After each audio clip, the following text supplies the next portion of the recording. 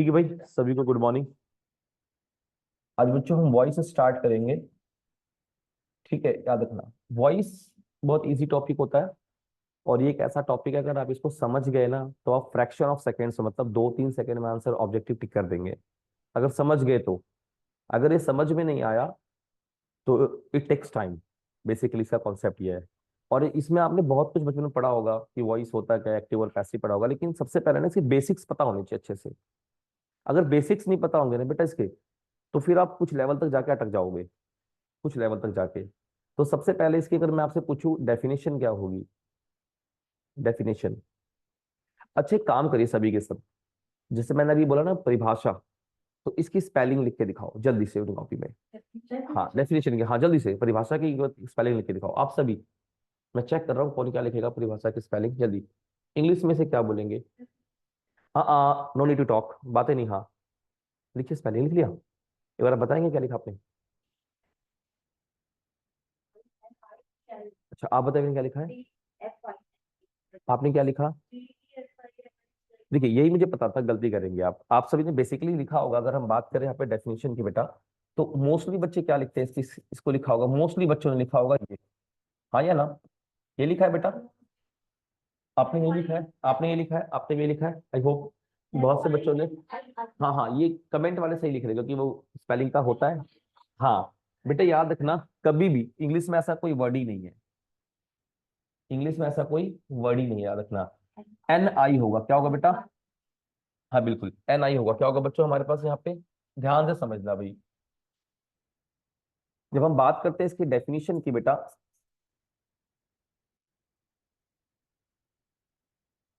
ठीक, तो इसकी डेफिनेशन तैयार करने के लिए सबसे पहली जो बात हमें पता होनी चाहिए, ये पता क्या होता है? वॉइस जो हमारे पास होते हैं बच्चों, ध्यान रखना, इसकी तरफ डेफिनेशन बनाते हैं। तो ट्रांसफॉर्मेशन ऑफ सेंटेंस स्ट्रक्चर, इसमें क्या होता है, हम सेंटेंस के स्ट्रक्चर को चेंज करते हैं but meaning remains constant. Meaning क्या रहती है? हमेशा कांस्टेंट रहती है। जैसे आप जो भी इंग्लिश पढ़ते हैं, नाउन पढ़ते हैं, प्रोनाउन पढ़ते हैं, एडजेक्टिव पढ़ते हैं, वर्ब पढ़ते हैं, ये सब किसकी कैटेगरी है? पार्ट्स ऑफ स्पीच की कैटेगरी है ना बेटे? ऐसे ही आपका वॉइस और नरेशन, मैंने क्या कहा? वॉइस और नरेशन, ये किसकी कैटेगरी है?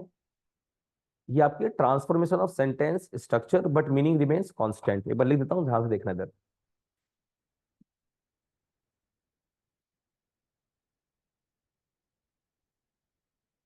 Transformation of sentence structure, transformation बेटा, sentence structure but its meaning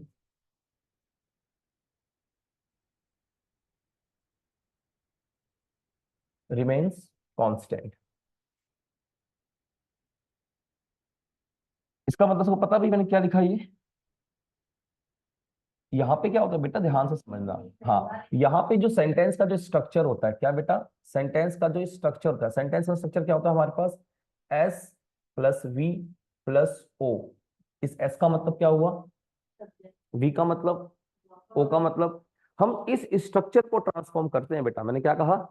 इस स्ट्रक्चर को हम ट्रांसफॉर्म करते हैं, लेकिन जो उसकी मीनिंग है, जो उसकी मीनिंग होगी बच्चों, क्या होगी? मीनिंग कांस्टेंट होगी, मतलब मीनिंग में कोई चेंजेस नहीं आना चाहिए। अगर मीनिंग बदल गया तो सेंटेंस ही कुछ और आपका हो जाएगा, हाँ या ना? सही है गलत बेटा? अगर आपने उसकी मीनिंग को ही चेंज कर दिया तो वो सेंटेंस कहीं और चला गया हमारा। अच्छा, दूसरी बात बेटा समझोगे, इसको एक तरीके से और डिफाइन करने का काम करें। इस वॉइस में हम जो दो हिस्से बनाते हैं, एक्टिव और पैसिव, वो किस बेसिस पे बनाते हैं? वॉइस के हम दो हिस्से बनाते हैं, एक्टिव और पैसिव, किस बेसिस पे बनाते हैं? नहीं क्यों बनाते हैं, क्वेश्चन यही मेरा। अब मैं हाँ,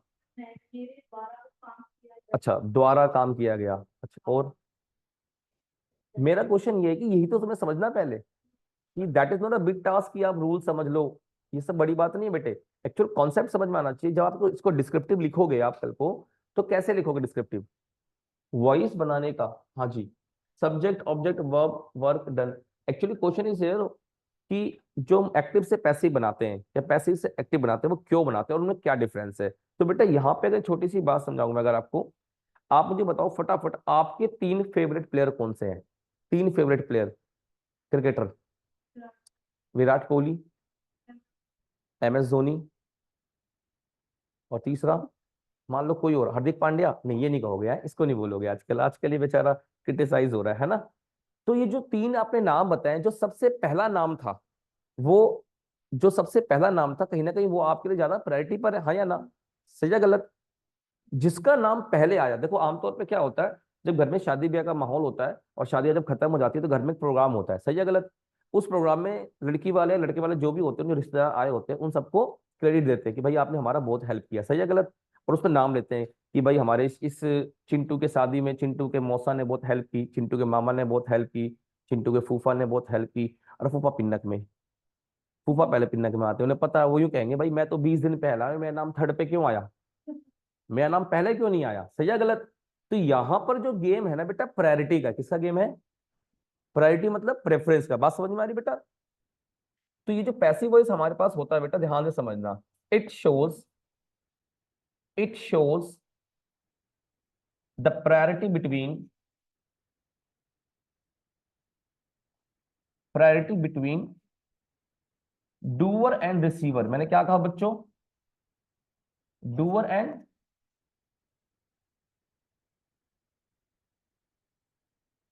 ये में प्रायोरिटी बताता है डूअर और रिसीवर को, वेरी गुड।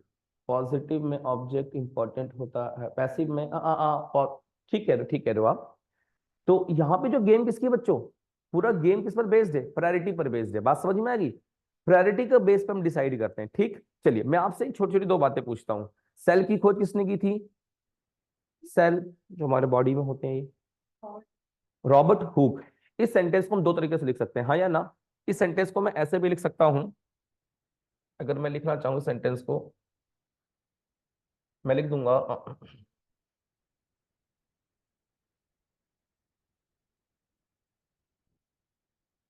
रॉबर्ट हुक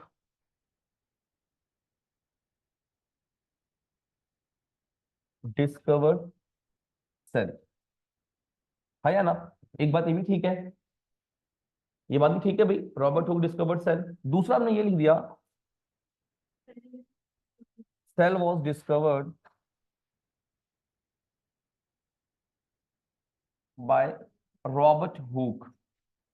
दोनों बातें अपने आप में जायज है, हाँ या ना भाई?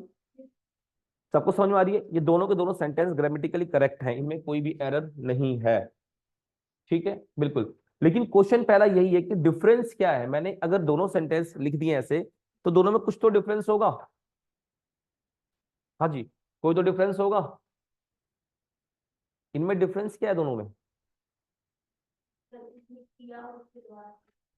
अच्छा एक बात समझो, अब कल, अभी आरसीबी का मैच हुआ मैच आरसीबी का, और आरसीबी अगर जीत गई, आरसीबी अगर मैच जीत गई, और उस मैच में विराट कोहली ने मान लो सेंचुरी बना दी, तो उसको हम दो तरीके से बोल सकते हैं। हमारे लिए कौन इंपॉर्टेंट है? आरसीबी का जीतना, विराट कोहली की परफॉर्मेंस? आरसीबी का जीतना, तो हमने क्या बोलेंगे? आरसीबी जीत गई, क्या बोलेंगे जी? आरसीबी जीत गई।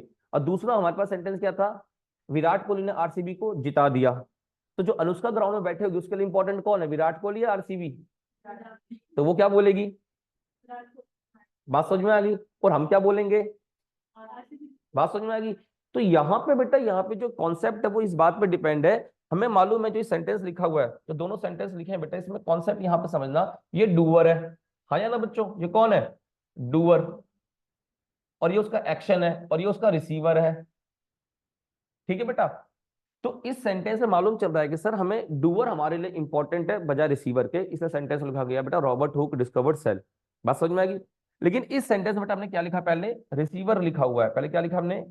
रिसीवर लिखा हमने, बाद में क्या लिखा बच्चों? डूअर लिखा हुआ है। तो इसमें हमें क्या मालूम चला, हमारे लिए कौन इंपॉर्टेंट है? रिसीवर। अब ये कैसे पता चलेगा इंपॉर्टेंट क्या है? सपोज करो आपके पेपर में एग्जाम में डिस्क्रिप्टिव आ गया और उसने कह दिया, अगर मैं जनरली आपसे पहले पूछूं आपके लिए कौन इंपॉर्टेंट है, सेल या रॉबर्ट हुक? सेल। अरे रॉबर्ट हुक तो 10 बार मर जाएगा, कोई बात नहीं, पर सेल तो अपने टाइम पे रहना चाहिए, हाँ या ना? लेकिन आपके एग्जाम में क्वेश्चन आ गया कि रॉबर्ट हुक पे 5 लाइन लिखो, तो पहले क्या लिखोगे? रॉबर्ट हुक, हाँ या ना? जब आपने 9th क्लास में सेल का चैप्टर पढ़ा होगा तो उस चैप्टर का अकॉर्डिंग क्या हमारे लिए इंपॉर्टेंट हुआ? जब आपने सेल का चैप्टर पढ़ा होगा तो आपके लिए कौन इंपॉर्टेंट हुआ? बस सेल के चैप्टर में सेल हुआ, इसलिए बेटा उस कंडीशन में ये ठीक है, और जब रॉबर्ट हुक पे ऐसे लिखने को आएगा तो ये ठीक है। दोनों ही हमारे पास जो लिखे हुए हैं वो ठीक है। फर्स्ट मैंने रॉबर्ट हुक को इंपॉर्टेंस दिया है, ठीक है बिल्कुल। तो ये हमें समझना पड़ेगा, जब भी हम इनको एक्टिव पैसिव करते हैं तो उसका पहला कॉन्सेप्ट यही है कि ये प्रायोरिटी बेस पर चलता है। दोनों सेंटेंस अपने आप में इक्विवेलेंट है, लेकिन हमें देखना पड़ेगा हमारे कंडीशंस क्या है उस पर लिखने के लिए। ठीक, मान लो आप किसी डिस्क्रिप्टिव एग्जाम को लिख रहे हो, एक क्वेश्चन और है आपके पास, टेलीफोन की खोज किसने करी? अब्राहम लिंकन ने। अब लिंकन ने थोड़ी कर दी। अब भाई सब कुछ भी बता दोगे, राहुल गांधी थोड़ी मान लूंगा है? ग्राहम बेल, किसने की जी? ग्राहम बेल ने टेलीफोन की खोज की थी। तो इस सेंटेंस को मैं कैसे लिख सकता हूं?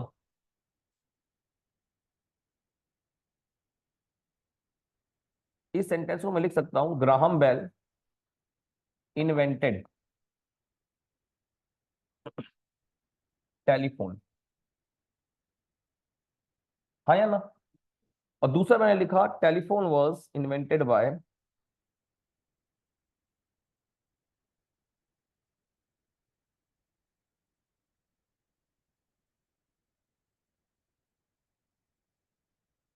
अब ये दोनों सेंटेंस अपने आप में ग्रामेटिकल ठीक है, दोनों सेंटेंस, लेकिन ये डिपेंड करेगा हम कौन से सेंटेंस को कब लिखे बेटा, हमारा वहां पे कंडीशन क्या है।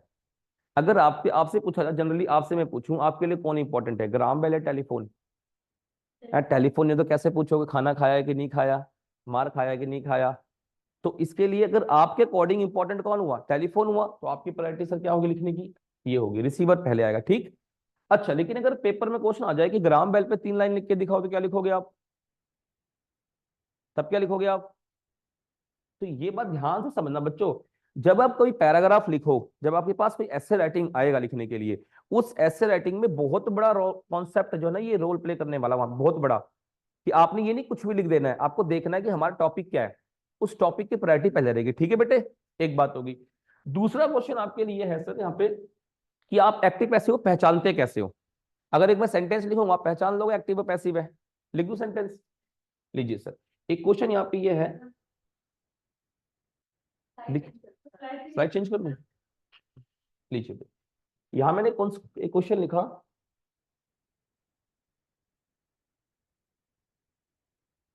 Ambani was given 10 crore. ठीक है भाई, और एक सेंटेंस लिखा है मैंने यहाँ पे, I have come here by bus. ठीक है भाई, दो सेंटेंस आपके सामने, कौन सा एक्टिव कौन सा पैसिव है? हाँ जी आप, कौन सा एक्टिव कौन सा पैसिव है? दोनों ही पैसिव आपके हिसाब से? चलो, आपके साथ सभी के हिसाब से जी। एक बात याद रखना, हर चमकती चीज सोना नहीं होती है, और जिसका नाम कोमल होता है। अच्छा अब आप, अब बात समझ में आ गई। आपने कैसे बताया पहला वाला पैसिव है? अच्छा वॉस के साथ, और दूसरा वाला क्यों है, कैसे एक्टिव है? अच्छा हैव के साथ फर्स्ट फॉर्म लिखी है। एक छोटी सी बात बताओ, इसकी मीनिंग क्या है, बताओ मुझे मीनिंग भी, पहले वाले की मीनिंग क्या है? अंबानी को दिए या अंबानी ने किसी को दिए? एक मिनट, आप बताइए। अंबानी ने दिए बेटा, देखो साइकोलॉजी से नहीं चलना होता है, पेपर ग्रामेटिकल चलता है। ठीक है, ये आपकी साइकोलॉजी है कि अंबानी भाई पैसे वाला है, अंबानी ही देगा लोगों को पैसा, नहीं। बात समझ आ गई? साइकोलॉजी को परे रख के अब ग्रामेटिकल कॉन्सेप्ट पे काम करना होगा। ठीक है ना, यहाँ पे अंबानी वाज गिवन, तो अंबानी को दिए गए। ठीक है भाई, बात समझ में आएगी सभी को? और दूसरे जो आपने पहले पैसिव कह दिया, आपने ये पैसिव इसलिए कहा बेटा क्योंकि आपके दिमाग में बाय चल रहा है, बाय, क्योंकि जहां भी बाय आएगा पैसिव है, ऐसा कोई भी कॉन्सेप्ट नहीं है भाई, जहां भी बाय आ जाएगा वो पैसिव वॉइस नहीं होता। ठीक है, एक बात समझ में आएगी। अब एक सवाल आपके दिमाग में पहले आना चाहिए, सर हम पैसिव वॉइस को पहचानते कैसे हैं, पैसिव वॉइस को कैसे आइडेंटिफाई करते हैं, कोई इसका मास्टर कॉन्सेप्ट है, फॉर्मूला है? तो वो समझा रहा हूं। कभी भी लाइफ में अगर तुम्हें पैसिव वॉइस पहचानना पड़ जाए, तो पैसिव वॉइस को पहचानते कैसे, कॉन्सेप्ट लिखो ध्यान से देखना। कॉन्सेप्ट ये हमारे पास, जिस सेंटेंस में बेटा B+V3 आ जाए, क्या आ जाए? B+V3 आ जाए बेटा, ध्यान से समझना। बी की फॉर्म अलग भी हो सकती है, बी की फॉर्म कितनी होती है हमारे पास? बी की फर्स्ट फॉर्म होती है हमारे पास बेटा इज एम आर, क्या मैंने कहा? बी की हमारे पास फॉर्म होती है, first form is am are. अगर इज एम आर के बाद भी थर्ड फॉर्म आ गया तो बेटा क्या हो गया, ये पैसिव वॉइस। क्या हो गया बच्चों, ये ध्यान से समझना, ये मास्टर फॉर्मूला, जिस भी सेंटेंस में स्ट्रक्चर पा जाए आपको, दैट इज पैसिव वॉइस। ठीक। दूसरा हमारे पास होता है बेटा बी की सेकेंड फॉर्म। बी की सेकेंड फॉर्म क्या होती है हमारे पास, वॉज और वर, वेयर नहीं वर। ठीक है भाई। तीसरा हमारे पास थर्ड थर्ड फॉर्म क्या होती है इसकी, बी की बीन। इसकी आईएनजी फॉर्म क्या होती है बेटा हमारे पास, बीइंग। जिस भी सेंटेंस में माय डियर स्टूडेंट्स, जिस भी सेंटेंस में आपको ये कॉन्सेप्ट पा जाए, अनडाउटली वो क्या हुआ बेटा, पैसिव वॉइस। क्या हुआ बच्चों वो, हाँ, जिसमें भी आपको ये पा जाएगा वो पैसिव वॉइस हुआ। ठीक। और जिसमें ना पाए ये कॉन्सेप्ट, जिस सेंटेंस में कॉन्सेप्ट नहीं पाया वो क्या होगा, सबसे पहला काम यही आपको करना है। कभी भी आप सेंटेंस कभी भी जब आप सेंटेंस को पढ़ो, कोई भी पढ़ रहे हो, तो पहला कॉन्सेप्ट दिमाग में ये आना चाहिए, सर वो एक्टिव है कि पैसिव। अगर वो एक्टिव और पैसिव सही नहीं पहचान पाओगे आप पाओगे, तो मीनिंग को बेटा गलत पढ़ दोगे। बात समझ में आ गई।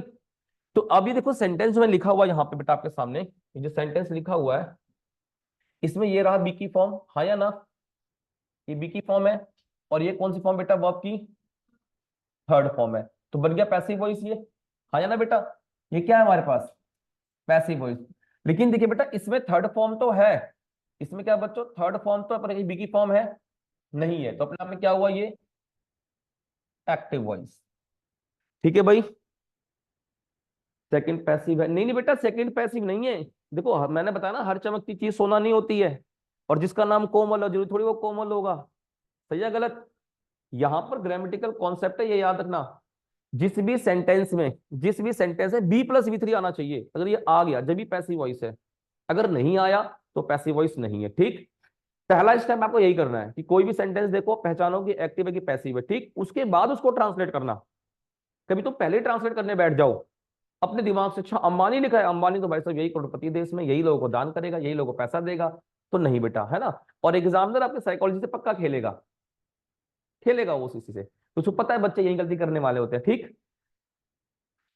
लिखना है।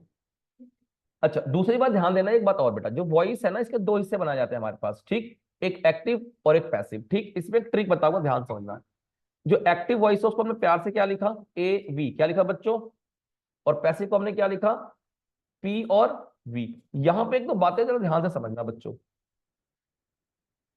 बात समझ में आ गई बेटा, वेरी गुड। चलो अब जरा ध्यान से समझना, जो हमारे पास एक्टिव वॉइस है, इस एक्टिव वॉइस से ट्रिक बनेगी आपके सामने। एक्टिव वॉइस की ट्रिक बेटा यहाँ ना, जो हमारे पास लिखा हुआ यहाँ पे ए है, इस ए से याद रखना एक वर्ड बनेगा हिंदी का आगे। क्या बनेगा, ए से आगे है डूअर। क्या मैंने कहा, इसका मतलब ये हुआ कि एक्टिव वॉइस में, क्या मैंने कहा, एक्टिव वॉइस में डूअर कहां होता है, हमेशा आगे होगा। एक्टिव वॉइस में डूअर हमेशा कहां होगा, आगे होगा। ये बात याद रखना। तो इसमें बेटा याद रखना डूअर किस कहां पाएगा, आपको स्टार्ट में पाएगा, और बाकी सेंटेंस जैसा भी हो। ठीक। लेकिन पैसिव वॉइस हमारे पास क्या लिखा हुआ है, पास से पी से क्या बनेगा हमारे पास, पीछे है डूअर। इसमें बेटा डूअर पीछे होगा या गिवन ही नहीं होगा। तो इस कंडीशन में क्या होगा हमारे पास बेटा, यहाँ पे जो हमारा डूअर होगा उससे पहले प्रेपोजिशन लगाएंगे। क्या लगाएंगे, हाँ प्रीपोजिशन नहीं, प्रेपोजिशन। क्या होता है, देखो गलत पढ़ोगे तो गलत लिख भी दोगे, ये बात याद रखना। Because what you pronounce what you write, एक छोटा सा कॉन्सेप्ट है, इसीलिए आपने वो डेफिनेशन गलत लिख दिया था, क्योंकि मैंने भी डेफिनेशन ही कहा था, ठीक लिखा था। अच्छा पहले तो गलत लिखा था आपने, स्पेलिंग एन ए बताई थी। चलिए आगे कोई बात नहीं। यहाँ पे हमारे पास डूअर कहाँ होता है बेटा, पीछे होता है। ठीक। एक बात तो ये होगी हमारे सामने कि अगर हम कोई सेंटेंस पढ़ेंगे, अगर वो एक्टिव होगी पैसिव होगा, तो उससे आपको ये बात समझ में आ जाएगा। एक्टिव वॉइस होगा डूअर आगे होगा, पैसिव वॉइस होगा डूअर पीछे होगा, कोई दिक्कत तो नहीं आता। ठीक है भाई। दूसरी बात ये समझना, इसमें एक लॉजिक और है। पैसिव वॉइस, अगर एक बात बताओ बेटा, अगर हम हर सेंटेंस एक्टिव से बनाते तो पैसिव क्यों बनाते, अगर हर सेंटेंस एक्टिव में ही बन जाता तो पैसिव क्यों बनाते। पैसिव बनाने का दो ही रीजन होता है, एक तो बेटा रिसीवर की प्रायोरिटी, एक क्या हुआ, रिसीवर की प्रायोरिटी, और दूसरा क्या हुआ हमारे पास, in the absence of doer, in the absence of, जब आपको सेंटेंस में डूअर ना गिवन हो। क्या मैंने कहा, जब सेंटेंस बेटा आपको डूअर जैसे मैंने ये कह दिया आपका पर्स चोरी हो गया, तो अब इंग्लिश में क्या लिखोगे इसको आप? फिर आप ट्रिक लगाओगे, somebody stole my पर्स, यही लिखोगे। फिर क्या लिखोगे? अगर आपका पर्स चोरी हो गया, यू डोंट नो किसने चोरी किया, तो क्या सेंटेंस लिख पाओगे एक्टिव वॉइस में आप? फिर आप ट्रिक लगाओगे या तो फिर नहीं लिख पाओगे, तो ये पैसिव में ही आएगा। ये किससे बनेगा? पैसिव में ही। My purse was stolen. ठीक है। मैंने कहा अनामिका का मर्डर हो गया, who murdered, you don't know, is it possible to write out this sentence in active voice? No. तो कहां बनेगा बेटा ये? बात समझ में आ गई? कमरे को साफ किया गया, किसने साफ किया? नहीं पता। तो हमें एक बार दूसरी समझ में आनी चाहिए बेटा, पैसिव वॉइस बनाने के दूसरा लॉजिक हमारे पास ये होता है कि जो हमारे पास सेंटेंस में डूअर ना गिवन हो, डूअर ना गिवन हो। ठीक है बेटा? ठीक, हाँ, याद रखना इस बात को अच्छे से। पैसिव वॉइस हम तभी बनाते हैं दो ही कंडीशन पे, या तो रिसीवर को प्रायोरिटी दी जाए हमारे पास, या बेटा हमारे पास डूअर गिवन ना हो। ठीक। अगर ये बातें आपको समझ में आ गई हैं, तो मैं 4-5 सेंटेंस बना रहा हूं, आप फटाक से बना के दिखा दो जल्दी से। ठीक है बेटा? अभी मैं आपको बेसिक, एडवांस चीजें बड़ी आसान है। अगर बेस समझ में आ गई बेटे, तो एडवांस अपने आप में आसान होता है। सही है गलत? भाई ये तो सभी को पता है, अगर किसी पेड़ में कोई दिक्कत आ जाएगी, तो आप दवाई कहां पे डालोगे? ऊपर डालोगे, जड़ में डालोगे? तो रूट पे सारा काम होना चाहिए। बेस अच्छा हुआ, बेसिक अच्छा हुआ, एडवांस अपने आप डिजर्व करते हो आप अच्छा लिखना। ठीक। आगे बढ़े थोड़ा सा यहां से। चलिए, मैं आपको 3-4 सेंटेंस बता रहा हूं, उनके जरा आंसर बना के दिखाना, ठीक है ना? नैना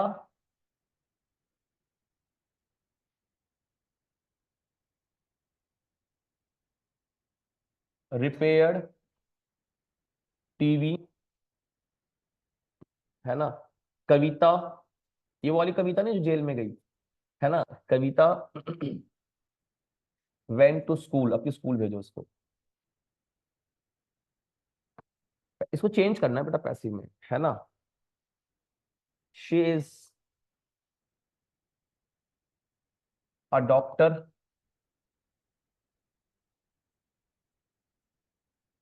ही हैज अ कार,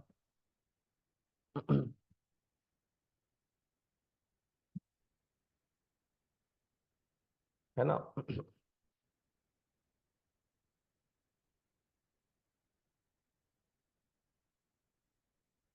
नीति इज अ ब्यूटीफुल, इज,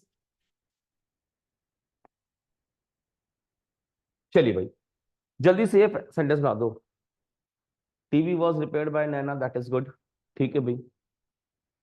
और दूसरे का? हाँ, कविता वेंट टू स्कूल, क्या बनेगा इसका? स्कूल वॉज गॉन बाय, यही है ना? एक बार बना लो फटाफट जल्दी से। हाँ बेटा, कमेंट बॉक्स में देख रहा हूँ सारे के सारे आंसर। ठीक है ठीक है, टीवी वॉज रिपेयर, सेकंड वाला बनाओ, मैं साइड जाऊँ। ठीक है, लिख।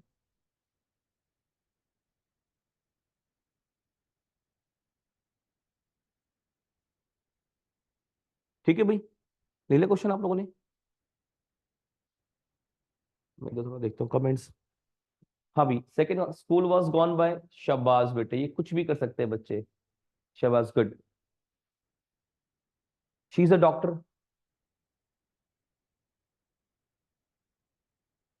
अब देखो हम लोगों की ना एक आदत होती है कि चेंज करने की, ये होगा तो होगा, हम कुछ भी बना देते हैं। और वैसे भी हम इंडियन है सर, हम कुछ भी बना सकते हैं। एक बात जरा ध्यान से समझना मैं क्या बता रहा हूँ।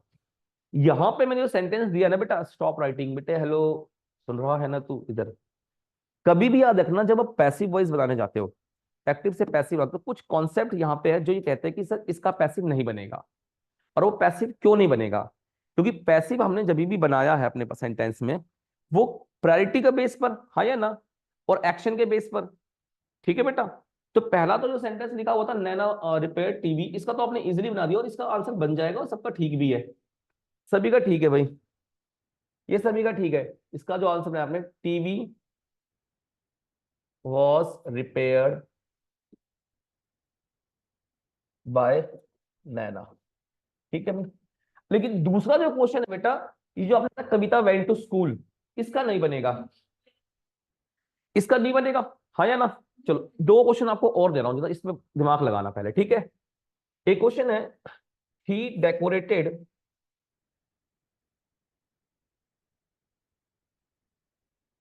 द पार्क, और एक है ही वेंट टू पार्क। चलो भाई, ये दो क्वेश्चन बनाओ। अच्छा, दूसरे वाले का क्यों नहीं बनेगा? जच नहीं रहा है, फ्लो नहीं बन रहा, ऐसा कुछ नहीं है। ग्रामेटिकल लॉजिक होगा कोई तो होगा।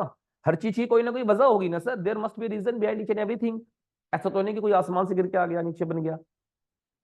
हाँ बेटे, इन दोनों में से कौन सा बन रहा है, कौन सा नहीं बन रहा? मेरी बहन ने दोनों बना दिया। नहीं बनाया दोनों की बार? फिर दूसरा वाला क्यों नहीं बना, क्वेश्चन मेरा यही है। दूसरा बेटे, यही चीज समझाना चाहता हूँ मैं आपको, मेरा समझाने का जो पर्पस है ना, यही बात आपको है। क्योंकि ऐसे तो आपको वॉइसेस पता ही होंगे क्या होते हैं वॉइसेस, लेकिन एग्जाम में जब क्वेश्चन आएंगे ना लेंथी आपके सामने, तो ये बेसिक्स काम आते हैं। कि उनके ऑप्शन बना के दे देगा आपको एक क्वेश्चन ऐसा, एक आपको ऑप्शन बना के दे देगा, आप बोलो हाँ जी बिल्कुल जच रहा है, रूल पे चल रहा है, बात ठीक होगी, आंसर। देखो बेटा ध्यान से समझना, यहाँ पे एक्चुअली लॉजिक पता क्या काम कर रहा है? यहाँ लॉजिक हमारा ये काम कर रहा है कि जो ये डेकोरेटेड है, ये एक ट्रांसिटिव वर्ब है, क्या बच्चों?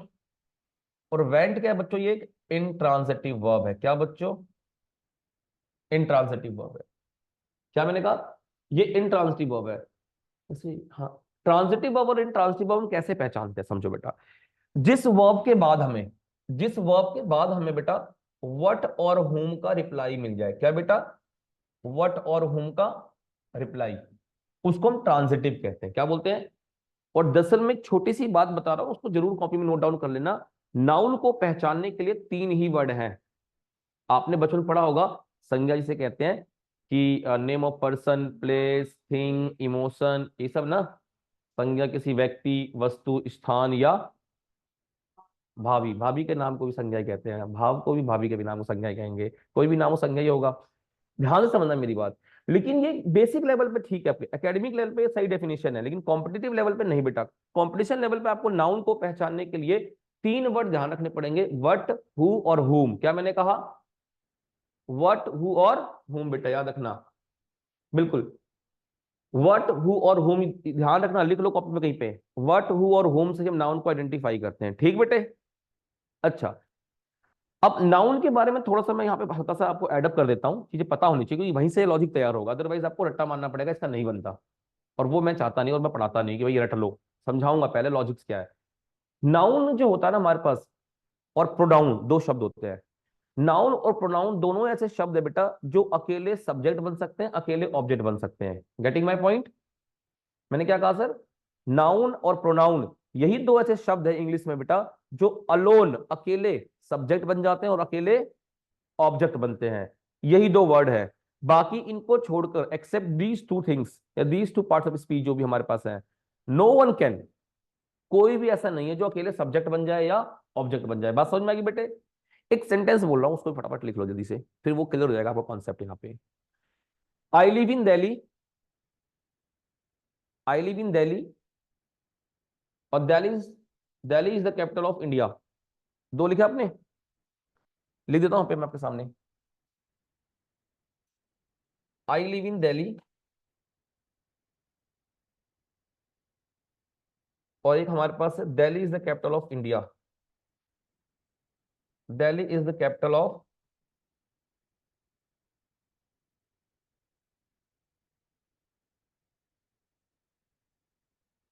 बेटे ये तो दिल्ली लिखा है ना, ये वाला दिल्ली और ये दिल्ली, इनमें से कौन सा नाउन है बताना एक बार अब। दोनों लेकिन गलत, यही चीज समझाता हूँ बेटा मैं। अब ऐसे देखो, ये भी पार्क है, हाँ या ना? ये भी पार्क है, दोनों नाउन है। अगर दोनों नाउन, दोनों का आंसर बनना चाहिए था। सही है गलत बेटा? सही कह रहा गलत कह रहा हूं? तो आपने भी तीन वर्ड लिखे थे नाउन के लिए, क्या क्या लिखे थे? व्हाट, हु और whom। ऐसी एडवर्ब के लिए चार वर्ड और लिख लो, एडवर्ब की पहचान के लिए बेटा। नाउन के आइडेंटिफाई के लिए बेटा लिख लो व्हाट, हु और whom। और एडवर्ब की आइडेंटिफाई के लिए लिख लो, एडवर्ब को पहचानने के लिए, व्हेन, वेयर, हाउ, व्हाई। जो भी वर्ड इनके रिप्लाई होंगे, व्हेन, वेयर, हाउ, व्हाई के, क्या मैंने कहा? व्हेन, वेयर, हाउ, व्हाई के जो भी हमारे वर्ड रिप्लाई होंगे, वो क्या होंगे बेटा अपने आप में? एडवर्ब। क्या होंगे? और अगर ये एडवर्ब है, तो एडवर्ब कभी सब्जेक्ट अकेले नहीं बन सकता। ये सब्जेक्ट बनने का राइट किसके पास है? सिर्फ और सिर्फ सब्जेक्ट बनने का राइट किसके पास है? अकेले नाउन। और बात समझ में आई बेटा? तो ये जो लिखा हुआ ना आई लिव इन दिल्ली, ये वेयर का रिप्लाई है। किसका रिप्लाई बेटा? ये किसका रिप्लाई है? वेयर, मैं कहाँ रहता हूं। तो ये वेयर का अगर रिप्लाई है बच्चों, तो ये एडवर्ब है या नाउन है? बात समझ में आ गई? और Delhi is the capital of India, ये व्हाट का रिप्लाई है? ये नाउन है। सही है गलत? एक स्टेटमेंट और लिख लो, she will come tomorrow, she will come tomorrow. Yes बेटा, noun and pronoun they can be subject alone.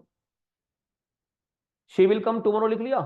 एक सेंटेंस और लिखो उसमें, लिख लो नीचे एक और सेंटेंस, इसके नीचे एक और सेंटेंस लिखो, tomorrow never comes, tomorrow never comes. She will come tomorrow और टुमारो नेवर कम्स। हो गए? अब बताओ कौन सा इसमें से नाउन है?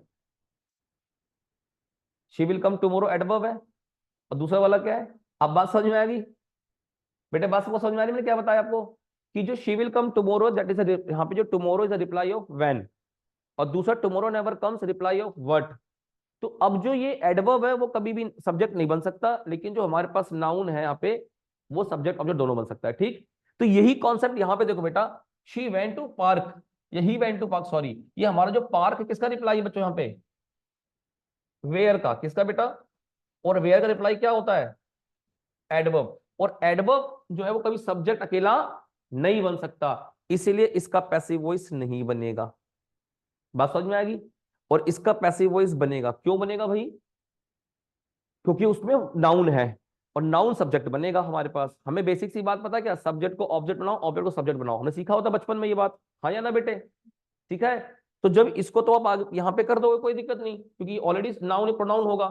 लेकिन ये जो लिखा हुआ द पार्क है, अगर ये नाउन है तो ये आगे आ पाएगा? अगर ये हमारे पास लिखा हो बेटा एडवर्ब है, तो ये पॉसिबल नहीं आ गया ना, इसलिए इसका आंसर नहीं बनता है। ठीक है बेटा? इसका आंसर बन जाएगा the park was decorated by him. ठीक? इसी के अकॉर्डिंग बेटा ये क्वेश्चन नहीं बना। अब समझ में क्यों नहीं बना इस क्वेश्चन का आंसर? क्योंकि बेटा स्कूल किसका रिप्लाई यहाँ पे? स्कूल किसका रिप्लाई है? She went to school, where का रिप्लाई है। और वेयर हमारे पास क्या है बेटा? गुड। वेयर हमारे पास क्या होता है? एडवर्ब। और adverb never be a subject alone, only noun and pronoun, only noun and pronoun they can be subject alone, और कोई भी नहीं बन सकता। ठीक? आ जाओ जी नेक्स्ट बातचीत पे। She is the doctor.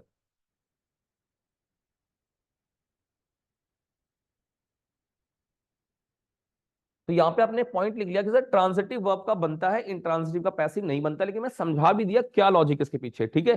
तो ट्रांजिटिव में उसके बाद वट और हुम आता है, नाउन आता है। इंट्रांजिटिव में उसके बाद एडवर्ब आता है, व्हेन वेयर हाउ व्हाई आता है। इनका पैसिव नहीं बनता। ठीक? अगला question, she is a doctor. इसका पैसिव बनेगा? क्योंकि यहाँ पे कोई एक्शन नहीं हो रहा। हाँ या ना? ये यहाँ पे इज क्या है फिर बताना एक बार अपने आप में। इज क्या है? इज हेल्पिंग वर्ब है? क्या है? हेल्पिंग वर्ब है कि नहीं है? हाँ, ये अच्छी बात बताई आपने, वेरी गुड बेटा। क्योंकि हाँ बी की फॉर्म है तो क्या होगा? ये एक वर्ब है। हेल्पिंग वर्ब क्या होगा? जब वर्ब की हेल्प करेगा। उसका नाम ही हेल्पिंग वर्ब है, तो it means there must be a main verb. If there is no any main verb, that is not helping verb. अगर यहाँ पे मेन वर्ब ही नहीं तो ये हेल्पिंग वर्ब भी नहीं हुआ। अच्छा, अगर ये हेल्पिंग वर्ब नहीं तो फिर क्या है बेटा? That is called linking verb. क्या बेटा? ये लिंकिंग वर्ब है। क्या बेटा? ये लिंकिंग वर्ब है। लिंकिंग वर्ब पता क्या होता है? आप जब बचपन में आपने मैथमेटिक्स पढ़ी होगी स्टार्ट में, तो आपको बताया गया होगा कि ऑफ का मतलब, ऑफ का मतलब क्या होता है मैथमेटिक्स में? मल्टीप्लाई। बाय का मतलब, फ्रॉम का मतलब, एंड का मतलब, और इज का मतलब, is am are was were का मतलब इजकल टू। यही तो था, is am are was were का मतलब इजकल टू था। तो यहां पे बेटा हमारे पास क्या होता है? ध्यान से, लिंकिंग वर्ब क्या होते हैं सुन लो बेटा। लिंकिंग वर्ब क्या होते हैं? लिंकिंग वर्ब, ठीक है भाई, शॉर्ट में लिख दिया मैंने, कि जो हमारे पास इज है, एम है, आर है, वॉज है, वर है, अगर इनके बाद हमें देखने को मिल जाए नाउन या एडजेक्टिव। क्या कहा बच्चों मैंने? नाउन या एडजेक्टिव, जब तो ये लिंकिंग वर्ब होते हैं। लेकिन अगर इन्हीं के जस्ट बाद मुझे बेटा इसी इज एम आर, इसी इज एम आर और वॉज वर, इनके बाद में देखने को मिल जाए मेन वर्ब। क्या मिल जाए? Main verb. तो बेटा ये हेल्पिंग वर्ब बन जाते हैं। क्या बनते हैं ये? देखो मैं आपको ना सीधा सीधा वॉइस पढ़ा सकता था एकदम से, ये रूल है कर लो, लेकिन मेरा मानना है कि बच्चों को एक बार समझ में आना चाहिए अच्छे से, क्योंकि ये बार बार चीजें पढ़ने की नहीं होती हैं, एक बार, अब की बार और आखिरी बार। और आप सोचिए, आप 6 क्लास से वॉइस पढ़ते आ रहे हैं और अभी भी आप वॉइस पढ़ रहे हैं, इट मीन्स कहीं ना कहीं कमी पढ़ाने में और समझने में रही होगी। अगर आप एक बार सही से समझ जाएंगे तो दैट इज अ लैंग्वेज। इसके लिए कोई जरूरी नहीं कि आपकी क्लास क्या है और आपका एज क्या है। बात समझ में आ गई बेटा? ये एक लैंग्वेज है, इसके लिए कोई उम्र और कोई क्लास डिपेंड नहीं किया, 12 के बाद ये पढ़ोगे, 10 के बाद ये पढ़ोगे, ग्रेजुएशन के बाद ये पढ़ोगे, कुछ नहीं। बिल्कुल, आपने 6 में भी टेंस पढ़ा, 7th में पढ़ा, 8th में पढ़ा, मैं तो समझता हूँ अगर आपको ये बात पहले पता होती कि 6 से लेकर 12th तक और 12th के बाद ग्रेजुएशन के बाद में ये पढ़ना पड़ेगा, तो एक बार पढ़ के खत्म कर देते हैं। सही है गलत? हाँ वेरी गुड। नहीं नहीं, हेल्पिंग वर्ब नहीं, लिंकिंग वर्ब बेटा, लिंकिंग वर्ब कहेंगे। बात सबको समझ में आ रही है क्या बता रहा हूँ? इसलिए मैं आज की क्लास जितना पढ़ाऊंगा सर, वो ऐसा पढ़ा के जाऊंगा, आई होप दोबारा आपको ना पढ़ना पड़े। और बेसिक्स अच्छे से पता होना चाहिए पहले आपको। मैं सीधा बोल दूंगा उसका आंसर नहीं बनेगा, फिर आपके दिमाग हाँ नहीं बनेगा, पर क्यों नहीं बनेगा भाई? पता होना चाहिए, क्योंकि ये लिंकिंग वर्ब है। लिंकिंग वर्ब का मतलब क्या होता है बेटा? लिंकिंग वर्ब का मतलब होता है हमारे पास इज, ये होता है, इसकल टू होता है। ये क्या करता है लिंकिंग वर्ब, बता हमारे पास जो होता है बेसिकली करता क्या है वो, it is a complement of subject, है ना भाई? जो लिंकिंग वर्ब क्या होता है, it links object as its complement of subject. इसका मतलब दोनों एक ही व्यक्ति है, ये शी ही डॉक्टर है और डॉक्टर ही क्या है, ये इसका कॉम्प्लीमेंट है। बात समझ में आ गई? अब जब दोनों व्यक्ति एक है तो ऑब्जेक्ट सब्जेक्ट दोनों एक ही हुए, कोई एक्शन यहाँ हो नहीं रहा हो, तो क्यों बनाएंगे पैसिव वॉइस भाई? बात समझ में आ गई? इसका पैसिव वॉइस नहीं बनेगा, इसका लिंकिंग वर्ब पर पैसिव वॉइस नहीं बनता, ध्यान से समझना भाई। तीसरा, ही हैज अ कार, ये कौन सा वर्ब है? ही हैज अ कार, ये कौन सा वर्ब है बेटा? ही हैज अ कार, पहले टेंस कौन सा और वर्ब कौन सा है? सिंपल प्रेजेंट है, अच्छा जी। है? अब नहीं नहीं नहीं नहीं नहीं, कंफर्म कर लो पहले एक बार जल्दी से। हाँ बेटे आप बताओ। जल्दी बताओ भाई। हाँ बेटे कमेंट में बताओ कौन सा ये है लिखा हुआ है। प्रेजेंट परफेक्ट टेंस नहीं बच्चे, नहीं, ऐसा नहीं, ऐसा बिल्कुल नहीं। हैजर से प्रेजेंट परफेक्ट बच्ची रिप्लाई कर रही है, आपके मन में भी बात चल रही होगी, प्रेजेंट परफेक्ट नहीं है, फिर क्या होगा ये? फिर क्या होगा? फिर कौन सा होगा? जल्दी बताओ, देखो बताओ आपको मैं सारे कॉन्सेप्ट समझो बेटा। जब बच्चे ने ये कहा ना, ये जिस बच्चे का रिप्लाई है प्रेजेंट परफेक्ट टेंस, बेटा सुनो गलत है, क्यों गलत समझो बेटा? क्योंकि सुनिए बेटा, प्रेजेंट परफेक्ट टेंस की खासियत है कि उसमें मेन वर्ब भी चाहिए और हेल्पिंग वर्ब भी चाहिए। पर ध्यान से देखो बेटा, इधर यहाँ पे हमारे पास सिर्फ एक ही आ रहा है, कोई मेन वर्ब तो आ नहीं रहा। अगर मेन वर्ब नहीं तो ये हेल्पिंग वर्ब भी नहीं। सही है गलत? भाई अगर मेन वर्ब नहीं सेंटेंस में तो हेल्पिंग वर्ब भी तो नहीं होगा ये। फिर ये क्या होगा? That is called possessive verb. क्या होगा बेटा ये? Possessive verb. पजेसिव वर्ब क्या होता है पता है आपको? अरे चलो भाई, पजेसिव वर्ब क्या होता है? आपने देखा भाभी जी घर पे, एक सीरियल आता है, एक सीरियल है भाभी जी घर पे है, देखा है? उसमें एक बेरोजगार होता है, कभी काम पे नहीं आता। एक दिन बैग उठाता है, बोलता है मैं काम पे जा रहा हूँ, कमाऊंगा।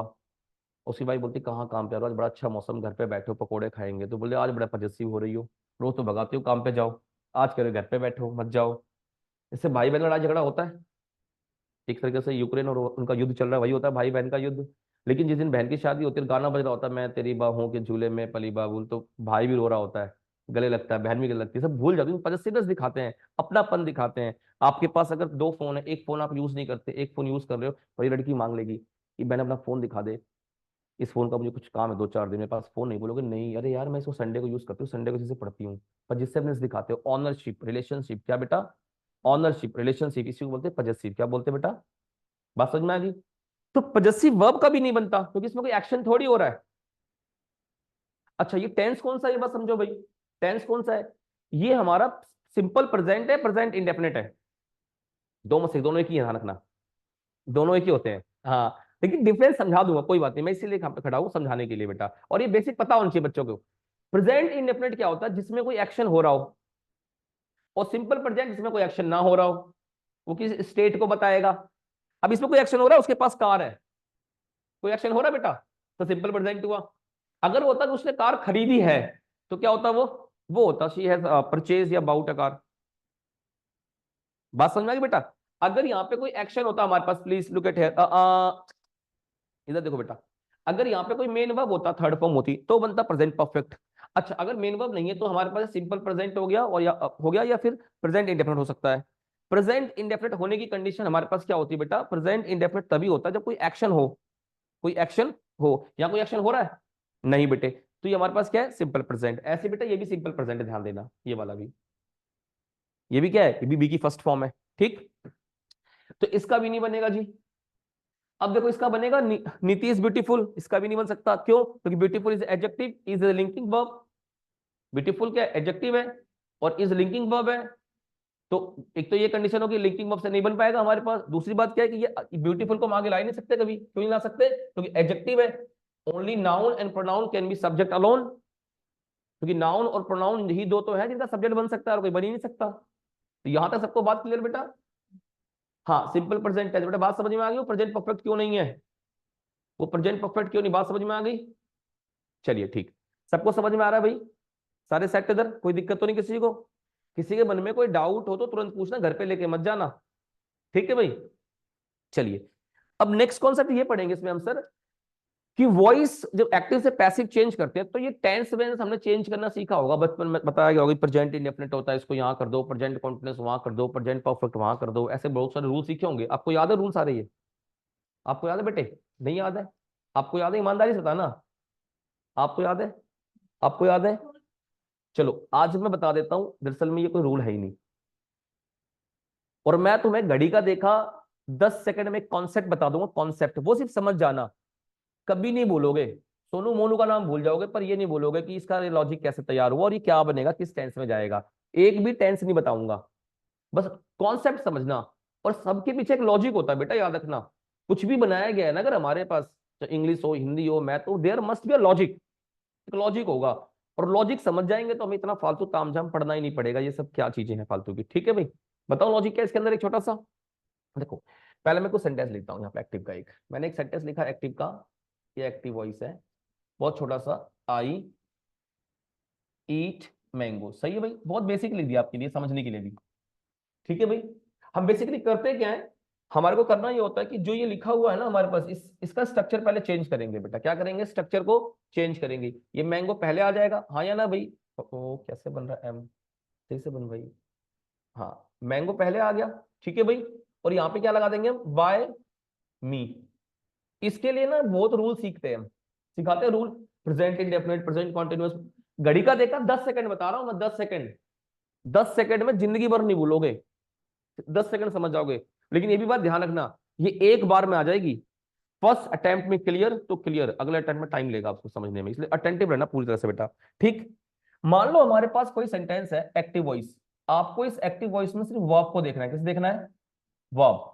आपको पता है, मैंने पहले ही बता दिया कि सर पैसिव वॉइस का स्ट्रक्चर क्या होता है, बी प्लस, ये होता है अभी तक समय स्टार्ट। ये कांस्टेंट रहेगा, ये वेरिएबल, इसके रिस्पेक्ट में टाइम खत्म। मैंने क्या बोला? मैंने ये कहा, बिल्कुल मैंने ये कहा बच्चों, कि जो वी की फॉर्म है ये कांस्टेंट रहेगा। कांस्टेंट मतलब कभी चेंज नहीं होगा, कोई भी सेंटेंस हो, कोई भी टेंस हो, ये ऐसी कैसी रहेगा। इसकी जो थर्ड फॉर्म बनाओगे हमेशा कांस्टेंट रहेगी। लेकिन जो ये बी की फॉर्म है बेटा, ये रहेगा वेरिएबल। ये क्या होगा? वेरिएबल। क्या होगा? और किसके रिस्पेक्ट में? In the respect of active voice main verb. क्या बेटा? इसके रिस्पेक्ट में। इसका मतलब ये हुआ कि अगर इसकी फर्स्ट फॉर्म होगी तो यहां पे कौन सी फॉर्म आएगी बच्चों? फर्स्ट फॉर्म आएगी। अगर यहां पर सेकंड फॉर्म होगी बेटा तो यहां पे कौन सी फॉर्म आएगी? बात समझ में आ रही है बच्चों? अगर इसकी यहां पर थर्ड फॉर्म होगी तो यहां पे कौन सी फॉर्म आएगी? अगर यहां पे आईएनजी फॉर्म होगी तो यहां पे कौन सी फॉर्म आएगी? लेकिन ये बेटा सब में क्या रहेगा? कांस्टेंट रहेगा। अब बताओ, कोई मैंने रूल बताया आपको? कोई फालतू का रूल नहीं। अब कोई भी सेंटेंस बना के देख लेते हैं हम, ठीक है भाई? किसी भी सेंटेंस को बना के देख लेंगे यहीं से। ये जो लिखा हुआ मैंने सेंटेंस का स्ट्रक्चर है, ध्यान से समझना। ये कौन सा वर्ब की फॉर्म बेटा? फर्स्ट फॉर्म है। तो हमें बी की कौन सी फॉर्म चाहिए होगी बेटे? हमें कौन सी चाहिए होगी बेटा? बी की। गुड, बी की कौन सी फॉर्म चाहिए? फर्स्ट फॉर्म चाहिए। और बी की फर्स्ट फॉर्म क्या होती है? क्या होती है बेटी? Is am are. तो यहाँ पे हमने इज लगा दिया मैंगो के लिए, कोई दिक्कत तो नहीं, ठीक। और इसकी बेटा थर्ड फॉर्म हमेशा कांस्टेंट रहेगी। हमने क्या लिख दिया जी? कुछ भी इसमें ज्यादा समझने वाली बात है? बिल्कुल नहीं जी। एक क्वेश्चन और लिख देता हूं आपके लिए सीधा सीधा। आई एट मैंगो। बेटा हमने बेसिक से वही बात पहले करी, मैंगो को लिख दिया आगे जी। ठीक है। ओ एक मिनट, अब मैं समझ गया, आप समझदार हो गए, बता देंगे, है ना भाई। ये लिखा एट, ये बेटा कौन सी फॉर्म है बेटा? बेटे कौन सी फॉर्म है ये? कौन सी फॉर्म है? सेकंड फॉर्म है। अच्छा, अगर ये सेकंड फॉर्म है बेटे, ध्यान से समझना मेरी बात को, अगर ये सेकंड फॉर्म है हमारे पास, तो बी की कौन सी फॉर्म आएगी? सेकंड फॉर्म आएगी। बी की सेकंड फॉर्म क्या होती है? वॉज वर, लिखवाया था मैंने पहले ही आपको क्लास में ये। तो मैंगो के लिए क्या आएगा? वॉज। और इसकी ईटन जो होगी थर्ड फॉर्म बनेगी, वो हमेशा कांस्टेंट है। कोई दिक्कत यहां तक? तीसरा देख लो एक और भाई। क्या हुआ? अच्छा तेज पड़ा रहा। अच्छा, कोई नहीं मेरी बहन, बता दे करो ना, देखो आप बता दोगे तो वैसे मैं भी चलूंगा ना आपके हिसाब से ही। ठीक है। नहीं, क्योंकि टॉपिक भी थोड़ा आगे, अभी तो बेसिक्स पढ़े, थोड़ा एडवांस क्वेश्चन भी करने हैं ना हमें। अच्छा अच्छा, कोई नहीं, बता दिया करो, ठीक है ना। एक सेंटेंस यहाँ लिखता हूँ और इसका मैं, यहाँ तक दिख रहा है, यहाँ तक सबको विजिबल है यहाँ तक बेटा? ठीक है भाई। लो, एक क्वेश्चन ले देता हूँ पे मैं और। I have eaten mango. ठीक है बच्चे, यहाँ देखो बेटा, हेलो, तेरा ध्यान किधर है? इधर देख बेटा, मैंगो को पहले लिखो, पहले देख लो बेटा, क्योंकि समझना बहुत जरूरी है। और ये कहते नहीं है, किताब में लिखी हुई बात और किसी और के हाथ में गया हुआ धन कभी समय पे काम नहीं आता। धन हो तो अपनी जेब में, और बात हो तो कोई अपने दिमाग में होनी चाहिए, समझना बहुत जरूरी है। ठीक है ना। समझ जाओगे तो लिख तो कभी भी लोगे। और इसकी पूरी पीडीएफ मिल जाएगी आपको भी, ठीक है ना। ठीक है, इतने परेशान मत हो। मैंगो आ गया हमारे पास, यहाँ देखो बेटा। आई के लिए हमने पहले क्या लगाया? हैव। तो मैंगो, मैंगो के लिए क्या लगाओगे? हैज। क्या लगेगा बच्चे? हैज लगेगा, ठीक। अच्छा, ये कौन सी फॉर्म बेटा वर्ब की? कौन सी फॉर्म बेटे? तो बी की कौन सी फॉर्म आएगी? बी की कौन, हाँ बेटा आप बोलो, आप रुक जाओ। कौन सी फॉर्म आएगी बी की? थर्ड फॉर्म क्या होती है बी की? कौन सी होती है? पक्का बीन? क्या बात कर रहे हो भाई?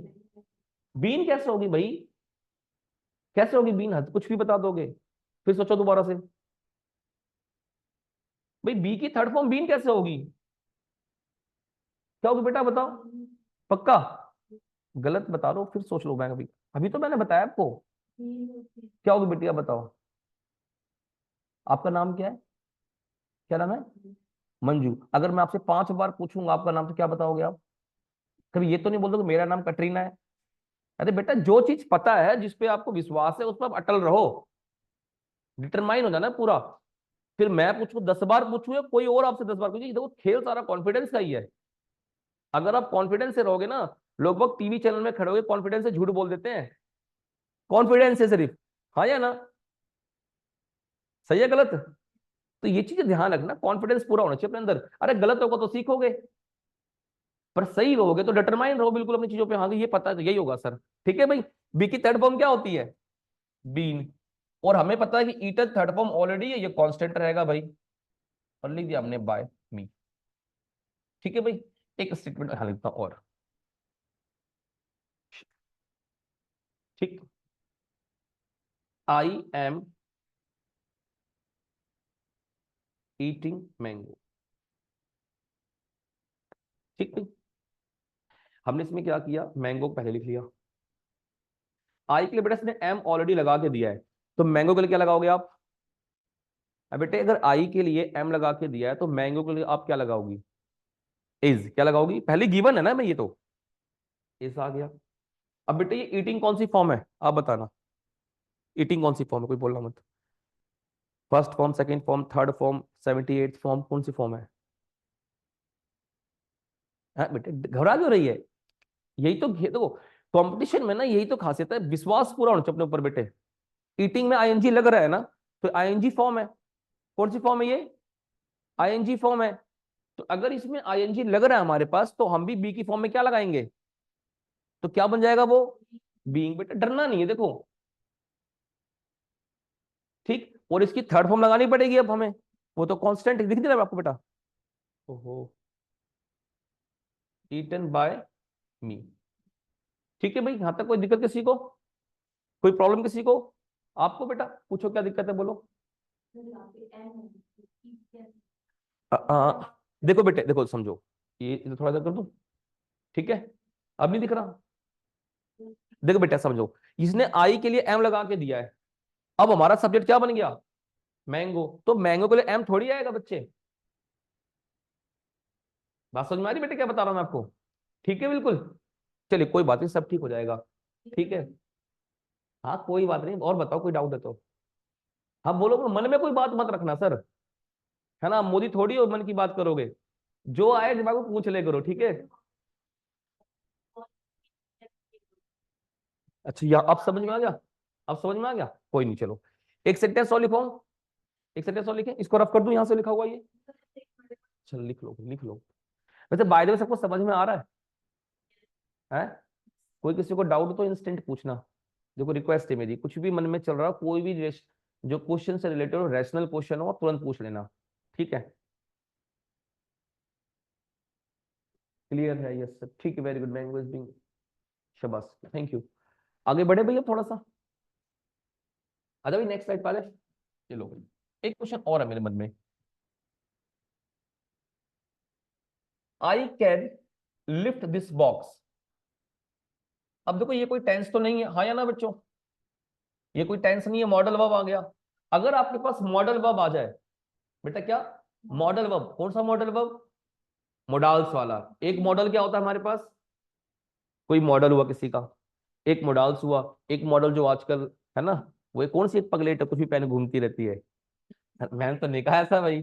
तो ये सारे मॉडल होते हैं, ठीक है भाई? पर यहाँ मोडाल्स की बात, किसकी बात हो रही है? बात समझ में आएगी सभी की? हाँ। अगर मॉडल वर्ब आ जाए, मोडाल्स आ जाए, तो आपको बेसिक तो वही करना है पहले। ये सबको पता होगा, ये पूछ लूंगा ना भाई, कल धोनी ने कितने छक्के मारे आखिरी में आगे, ये नहीं पता होगा? दिस बॉक्स, इसको सेम ऐसे लिख देना बेटा, कैन बी लिफ्टेड बाय। इसमें तो बेटा करना है क्या, ये कोई टेंस तो है नहीं हमारे पास। और क्योंकि कॉन्सेप्ट ये बेटा, किसी भी मॉडल वर्ब के बाद याद रखना, जब भी आप मॉडल वर्ब पढ़ो, जब भी मॉडल पढ़ना, एक पॉइंट नोट कर लेना, यहाँ पे लिखवा रहा हूँ, वो काम आएगा बहुत ज्यादा। किसी भी मॉडल वर्ब के बाद, किसी भी मॉडल वर्ब के बाद बेटा हमेशा क्या आता है? वर्ब की फर्स्ट फॉर्म क्या आता है हमेशा? ये यूनिवर्सल है, ये यूनिवर्सल है। कोई मॉडल वर्ब होगा, उसके बाद कौन सा फॉर्म आएगा बेटा वर्ब का? फर्स्ट फॉर्म हमेशा। तो अगर सब में फर्स्ट फॉर्म आएगा तो आंसर तो बन नहीं पाएगा हमारा ये, क्योंकि ये हमारा वेरिएबल होना चाहिए। वेरिएबल होगा तभी आंसर वेरिएबल आएगा हमारे पास। तो इसलिए हमने अब की बार मॉडल वर्ब की कंडीशन में क्या करते हैं बेटा, जो मॉडल वर्ब वो यहाँ पे सेम छाप दो, उसके बाद बी प्लस वी थ्री बना दो। बिना बी प्लस वी थ्री के कोई पैसिव वॉइस नहीं बनता है। मैंने क्या कहा बच्चों? बिना बी प्लस वी थ्री के कोई पैसिव वॉइस नहीं बनता है, ठीक है भाई? अब अगले स्टेज पे पहुंचे। हाँ बेटे, कोई डाउट है आपके बच्चे? कोई आपके डाउट? कोई भी डाउट हो तो तुरंत बताना मुझे। चलिए चार पांच सेंटेंस आपको और देता हूं, अब जल्दी से आंसर बनाना, ठीक है उनके? ये क्वेश्चन आता है एग्जाम में, ध्यान रखना। जो बता रहा हूं ना, ये तो बहुत बेसिक्स थे, अभी तक किसी भी, हर बच्चे को ऑलमोस्ट पता ही होता है, पर लॉजिक्स नहीं पता होते। अब जो बता रहा हूं ना, पेपर यहां से स्टार्ट होगा आपका। आपकी कुछ जो मानसिकता है ना, जो आपकी साइकोलॉजी है, वो चीजें यहाँ पे ध्यान रखना, वो टूटेगी कि ऐसा होता है, ऐसा होता है, ठीक? एक क्वेश्चन लिख रहा हूं पहले आपको।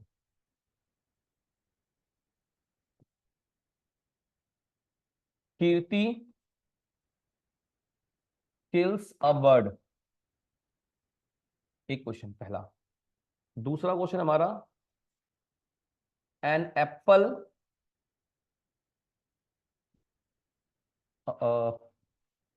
एन एप्पल क्यों लिख रहा हूं भाई मैं? A knife cuts an apple, ठीक है भाई? तीसरा,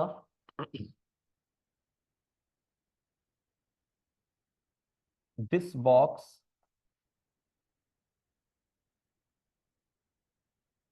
contains my dress.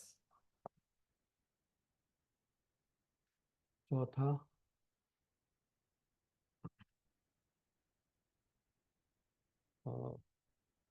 Deepika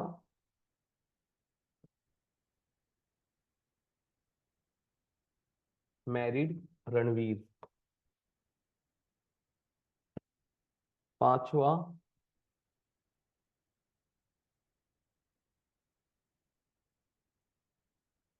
her behaviour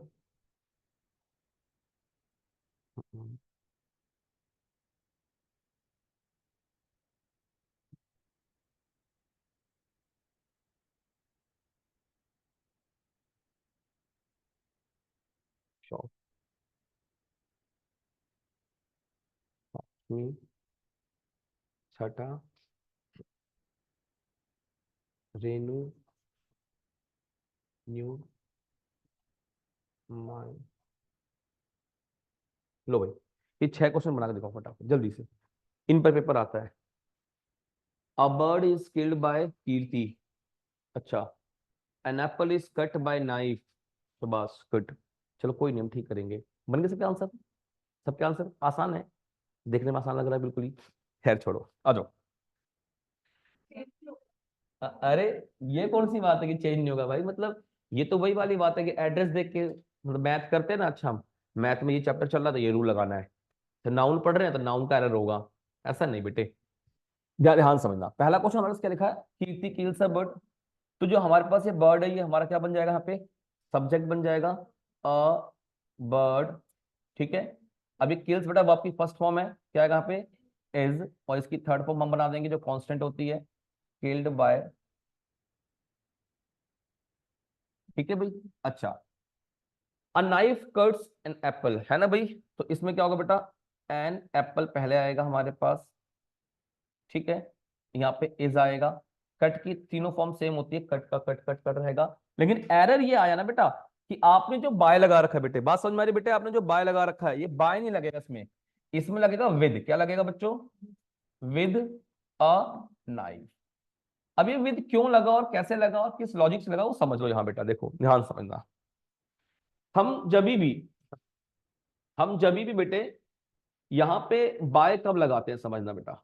bye लगाने का लॉजिक हमारा ये होता है कि जो हमारा काम करने वाला हो, क्या बेटे, जो हमारा काम करने वाला हो, अगर वो कोई लिविंग हो, क्या हो, लिविंग होना चाहिए। लिविंग या कोई पर्सन, लिविंग मतलब मोनू सोनू, टीना मीना रीना हो, या कोई हमारे पास क्या हो काम करने वाला बेटा, कोई पर्सन हो, you we they he she it, ऐसा कुछ हो हमारे पास। ठीक। अच्छा, दूसरा हमारा कॉन्सेप्ट इसमें था विद का। विद कब लगता है बच्चों, विद हम तब लगाते हैं यहाँ पे जब हमारा काम करने वाला, अगर अब की बार क्या हो बेटे, कोई टूल या इंस्ट्रूमेंट, क्या हो बेटा, टूल हो, नॉन लिविंग टूल या इंस्ट्रूमेंट। जैसे एक एग्जांपल और हम इसे लिख सकते थे यहाँ पे, an arrow kills a bird. क्या भाई, an arrow kills a bird. ठीक है।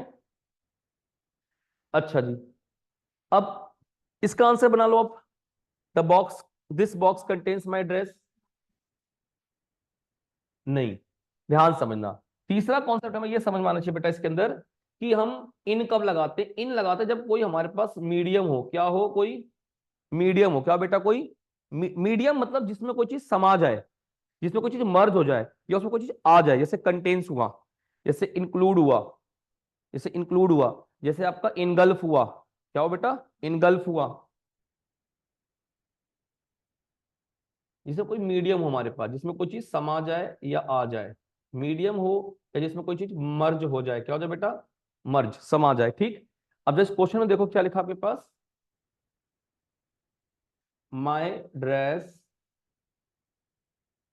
Is contain in this box. क्या होगा बेटा इसका आंसर। तो ये बात ध्यान रखना, एग्जामिनर जो आपको ऑप्शन देगा ना, उसमें इन्हीं से खेल करेगा वो हर बार बाय में दिमाग में नहीं, बाय बाय आएगा, नहीं बेटा ऐसा नहीं होगा। ठीक। अच्छा, एक क्वेश्चन और लिखो इस हिसाब से फटाफट। हाँ भी, एक क्वेश्चन और लिखो इसी में, fire engulf forest. Fire engulf forest.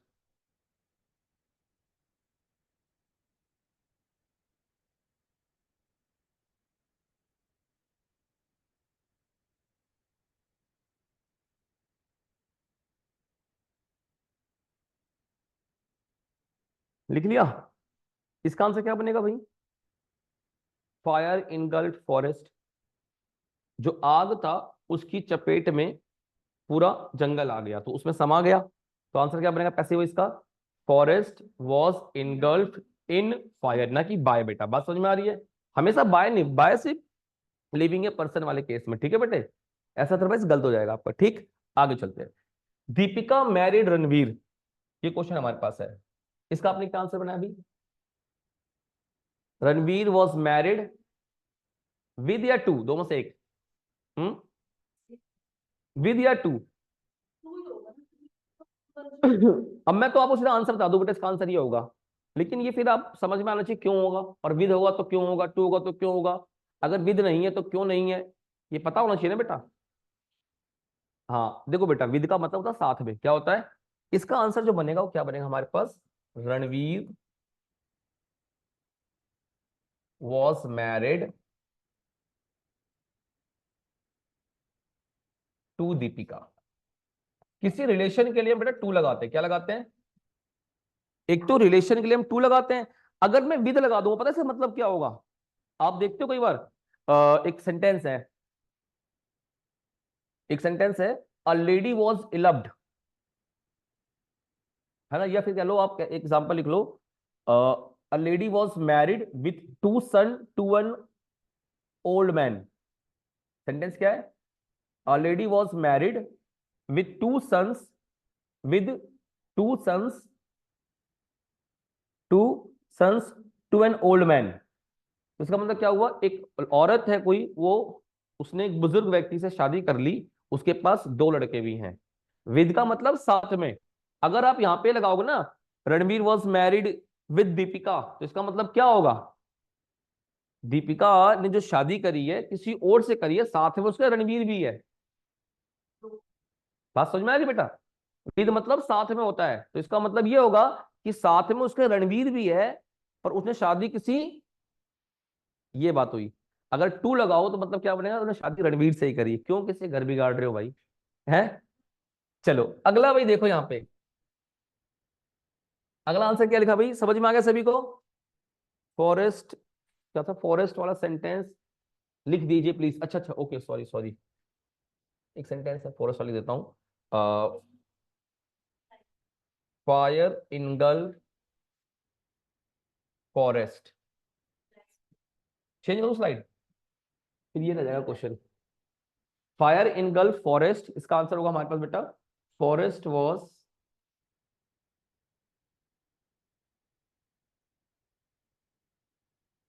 इनगल्फ्ड in fire. ठीक है भाई? चलो गुड, पूछ लो कोई भी डाउट पूछ लिया करो। हर ब्रदर, हर बिहेवियर शॉक्स मी, तो क्या होगा? I am shocked at his, किसी के बिहेवियर पे, एटीट्यूड पे, उस पे एट लगता है, क्या लगता है बेटा? एट। किसी के बिहेवियर पे या फिर एटीट्यूड पे,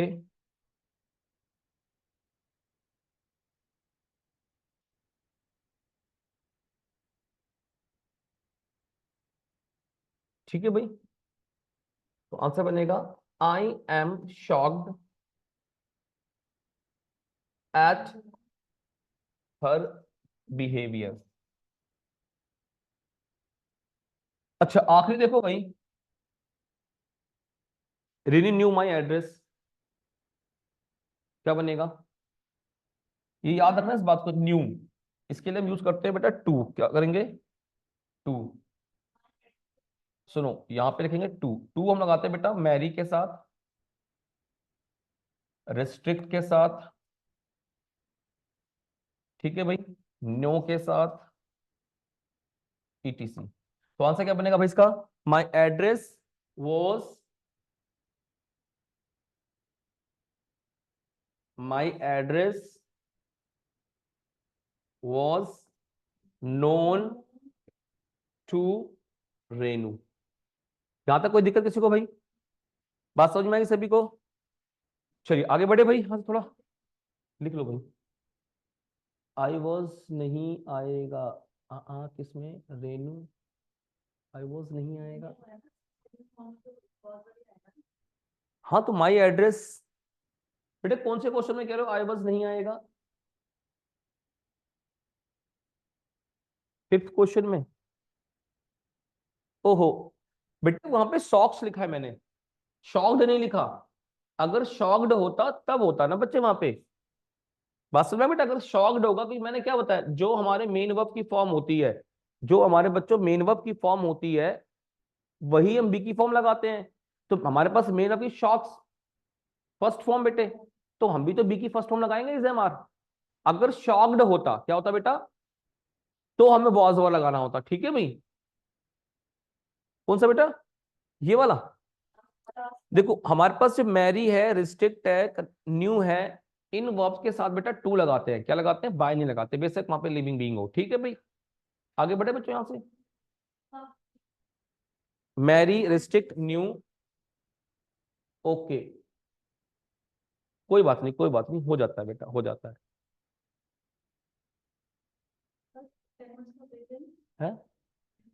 10 मिनट का लाइव क्लास चल भी रही है, कैसे ब्रेक लोगे?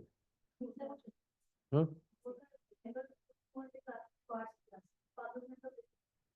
देख लोगे सर, मुझे लग रहा है मैं तुम्हें पढ़ाना ही है, कौन सा तुम यहाँ पे हल चला रहे हो है। It's depend on you, as you wish, that is your call. Otherwise topic हम कवर कर सकते हैं आज।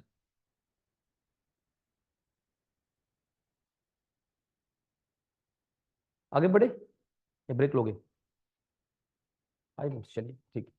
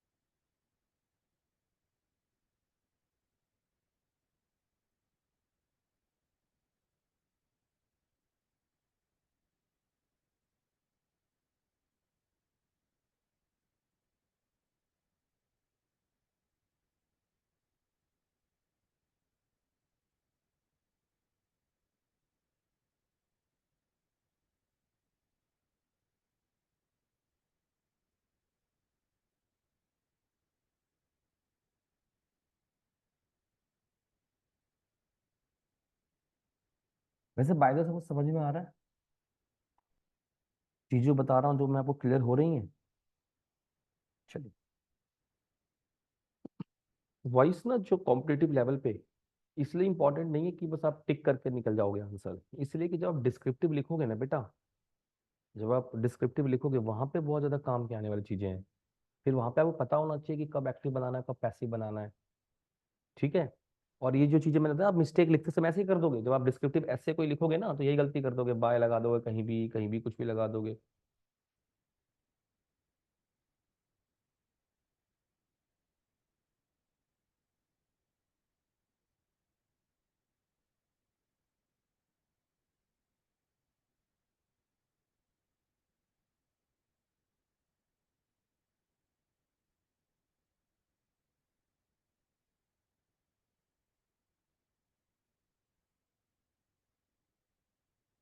इन कहाँ आएगा बेटा? देखो इनका जो यूज होता है ना, हम किसी मीडियम में करते हैं। इनका यूज किसी मीडियम में होता है, या जहाँ पे कोई मर्ज हो रहा हो कोई चीज से, किसी में मर्ज होना, या फिर किसी में कंटेन होना, इंक्लूड होना, या इनगल्फ होना, इन सब में जहाँ कोई चीज किसी चीज के अंदर की बात होगी। ठीक है बेटे? ठीक, वहां पे इन लगेगा। ठीक भाई, आगे बढ़े। इट्स ओके, शाबाश। नेक्स्ट पेज पे हमें ये पढ़ना है कि एक क्वेश्चन और है जो थोड़ा सा बच्चों को तंग करता है। अगर एक सेंटेंस में दो ऑब्जेक्ट आ जाए, क्या आ जाए भाई? दो ऑब्जेक्ट। ठीक है भाई, क्या आ जाए? दो ऑब्जेक्ट आ जाए, तो उसके दो आंसर बनते हैं। ठीक है? ध्यान से समझना इस कॉन्सेप्ट को।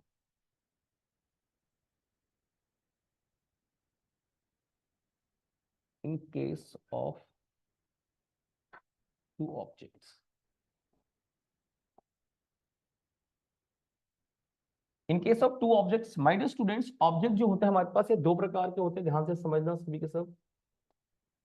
जो ऑब्जेक्ट है हमारे पास, देयर आर टू टाइप्स, ये दो प्रकार के होते हैं। ध्यान से समझना भाई, दो प्रकार के होते हैं हमारे पास ऑब्जेक्ट। एक होता है हमारे पास डायरेक्ट ऑब्जेक्ट। क्या होता है बेटा? Direct object. और एक होता है हमारे पास इनडायरेक्ट ऑब्जेक्ट। ठीक है बेटा? डायरेक्ट ऑब्जेक्ट असल में क्या होता है बेटा, ध्यान से समझना। डायरेक्ट ऑब्जेक्ट का मतलब होता है reply off what, reply off what. जो व्हाट का रिप्लाई होगा, क्या बेटा मैंने कहा? जो व्हाट का रिप्लाई होगा वो होगा हमारा डायरेक्ट ऑब्जेक्ट, और जो हुम का रिप्लाई होगा वो क्या होगा? बात को समझ में आ गई अच्छे से बेटा? ठीक। एक सेंटेंस लिखना है, ध्यान रखना। मैंने कहा कीर्ति गेव मी अ बुक। ठीक है भाई, ध्यान समझना बच्चों, कीर्ति गेव मी अ बुक। इस स्टेटमेंट में बेटा, इस स्टेटमेंट में हमारे पास जो लिखा हुआ है, ये मी किसका रिप्लाई है? होम का। हाँ या ना? और ये किसका रिप्लाई है? व्हाट का। बिल्कुल भाई, बात समझ में आ रही है? ये ठीक है। इस सेंटेंस को मैं एक तरीके से और लिख सकता हूं, ये आपके स्पॉटिंग एरर में आ जाएगा, अगर आया तो कभी स्पॉटिंग एरर में आएगा, ध्यान रखना। ठीक है, इस स्ट्रक्चर को मैं एक तरीके से और लिख सकता हूं, ऐसे।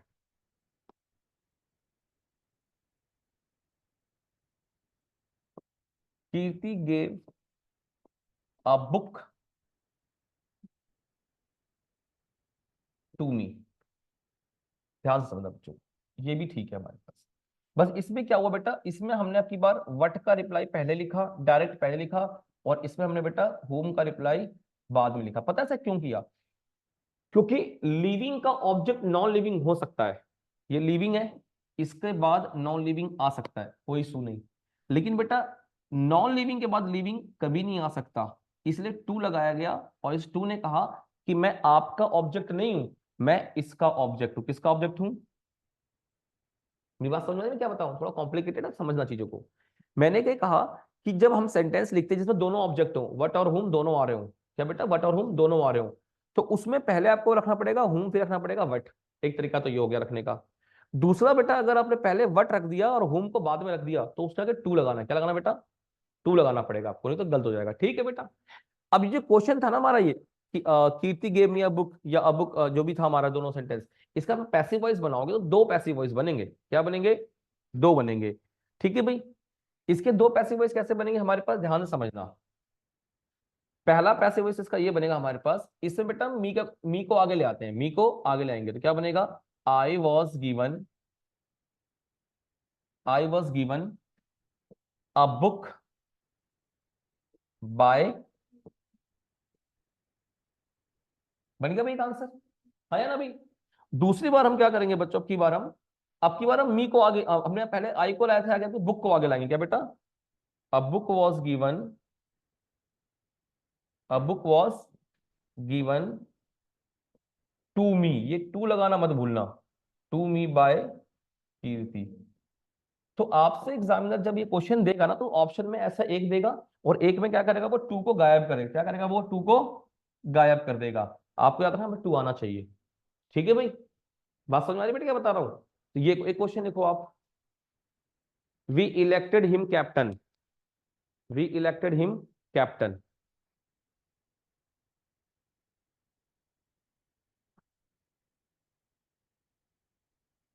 We elected him captain.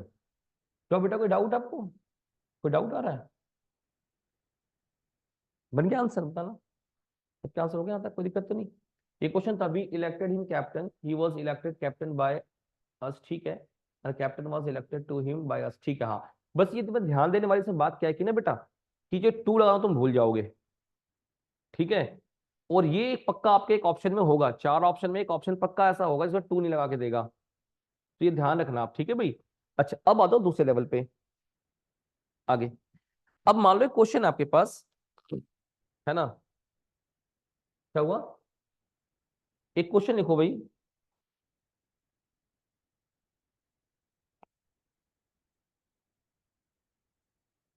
Payal laughed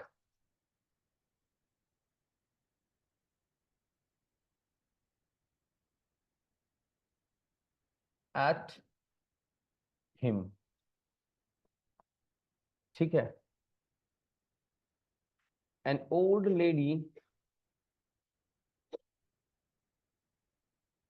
looks after, looks after a baby.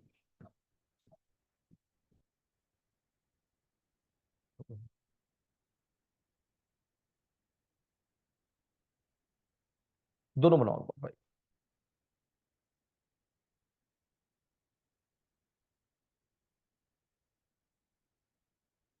एक और लिख लो, आई विल स्टैंड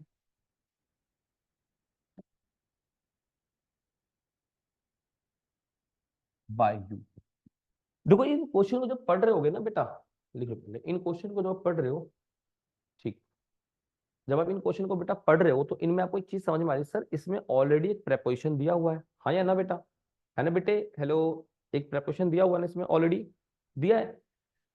अगर अब एक वर्ब के साथ दिया हुआ है, कहाँ बेटा, एक वर्ब के साथ दिया हुआ है, और आपको शायद ये बात पता होगी, आपने बचपन में पढ़ा होगा ये बात पहले क्लासेस में, कि अगर किसी वर्ब के साथ, अगर किसी वर्ब के साथ कोई प्रेपोजिशन आ जाती है, क्या आ जाती है बेटा, हाँ, किसी वर्ब के साथ कोई प्रेपोजिशन आ जाती है माय डियर स्टूडेंट्स, तो उसको बड़े प्यार से हम लोग क्या बोलते हैं भाई, फ्रेजल वर्ब। क्या बोलते हैं भाई, फ्रेजल वर्ब।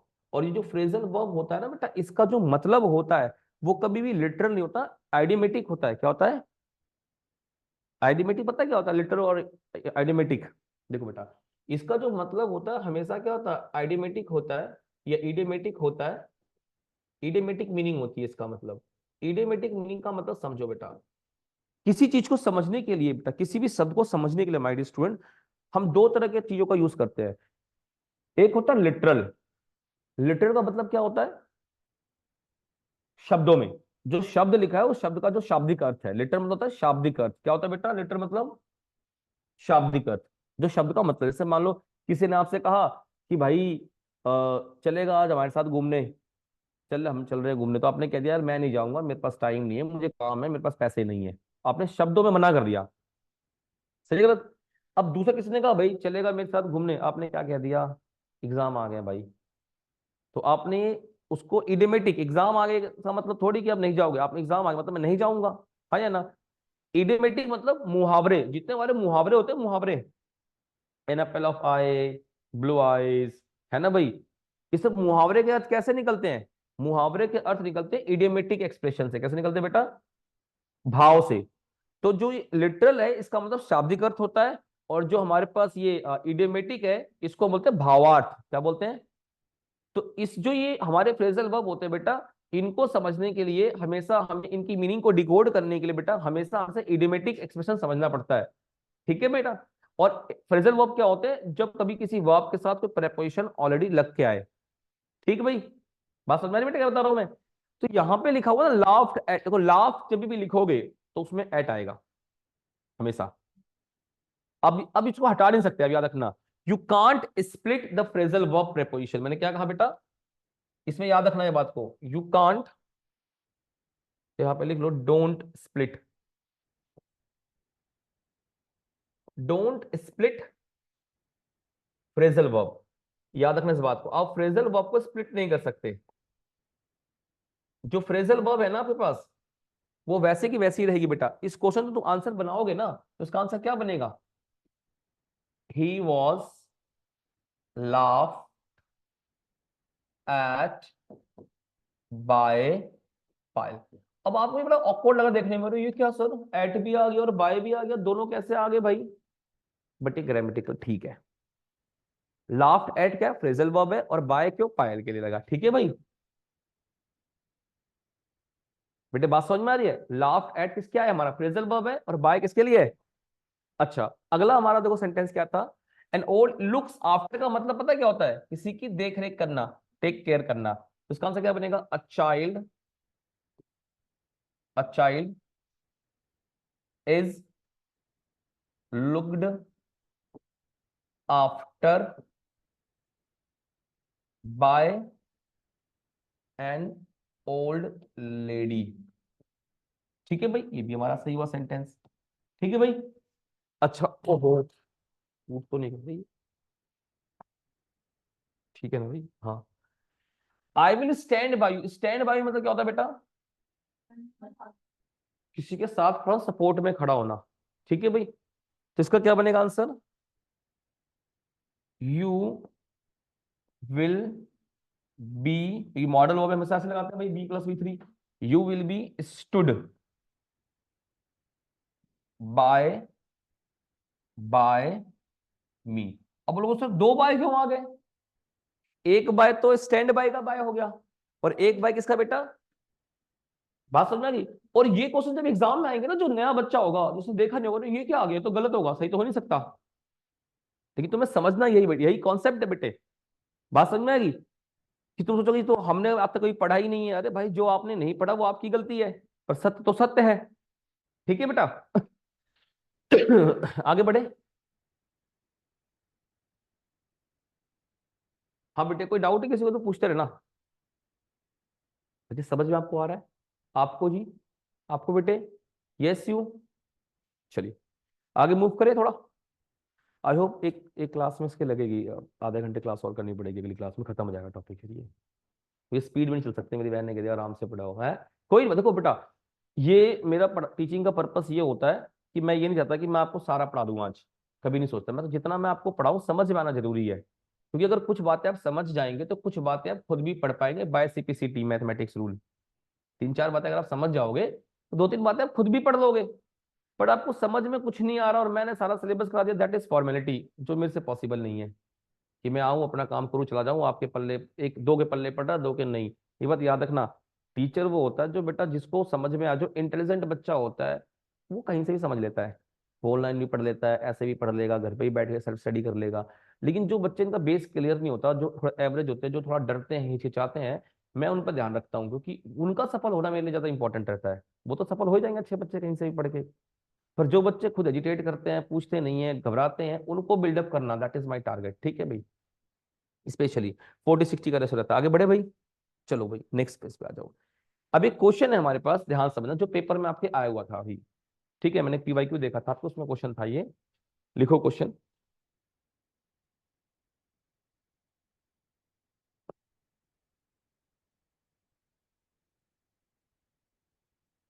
नितिन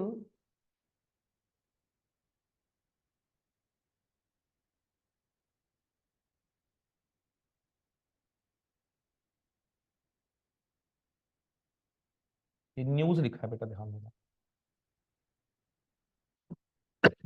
सॉरी।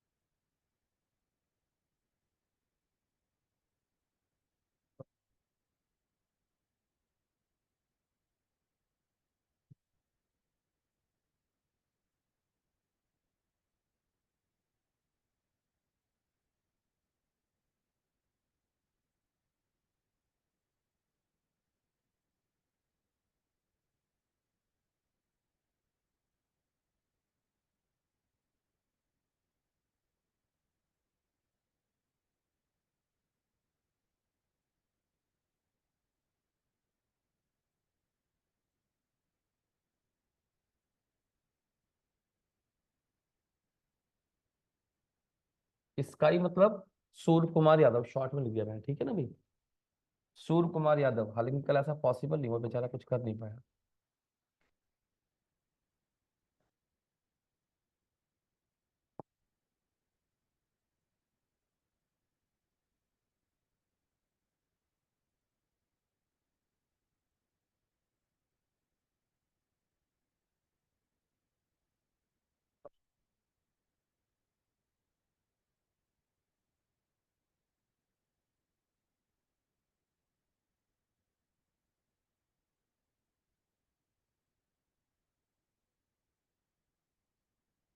ठीक है भाई, चार सेंटेंस बनाओ एक बार।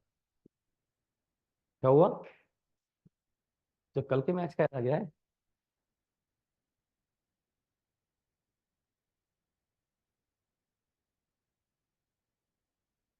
बनाओ भाई।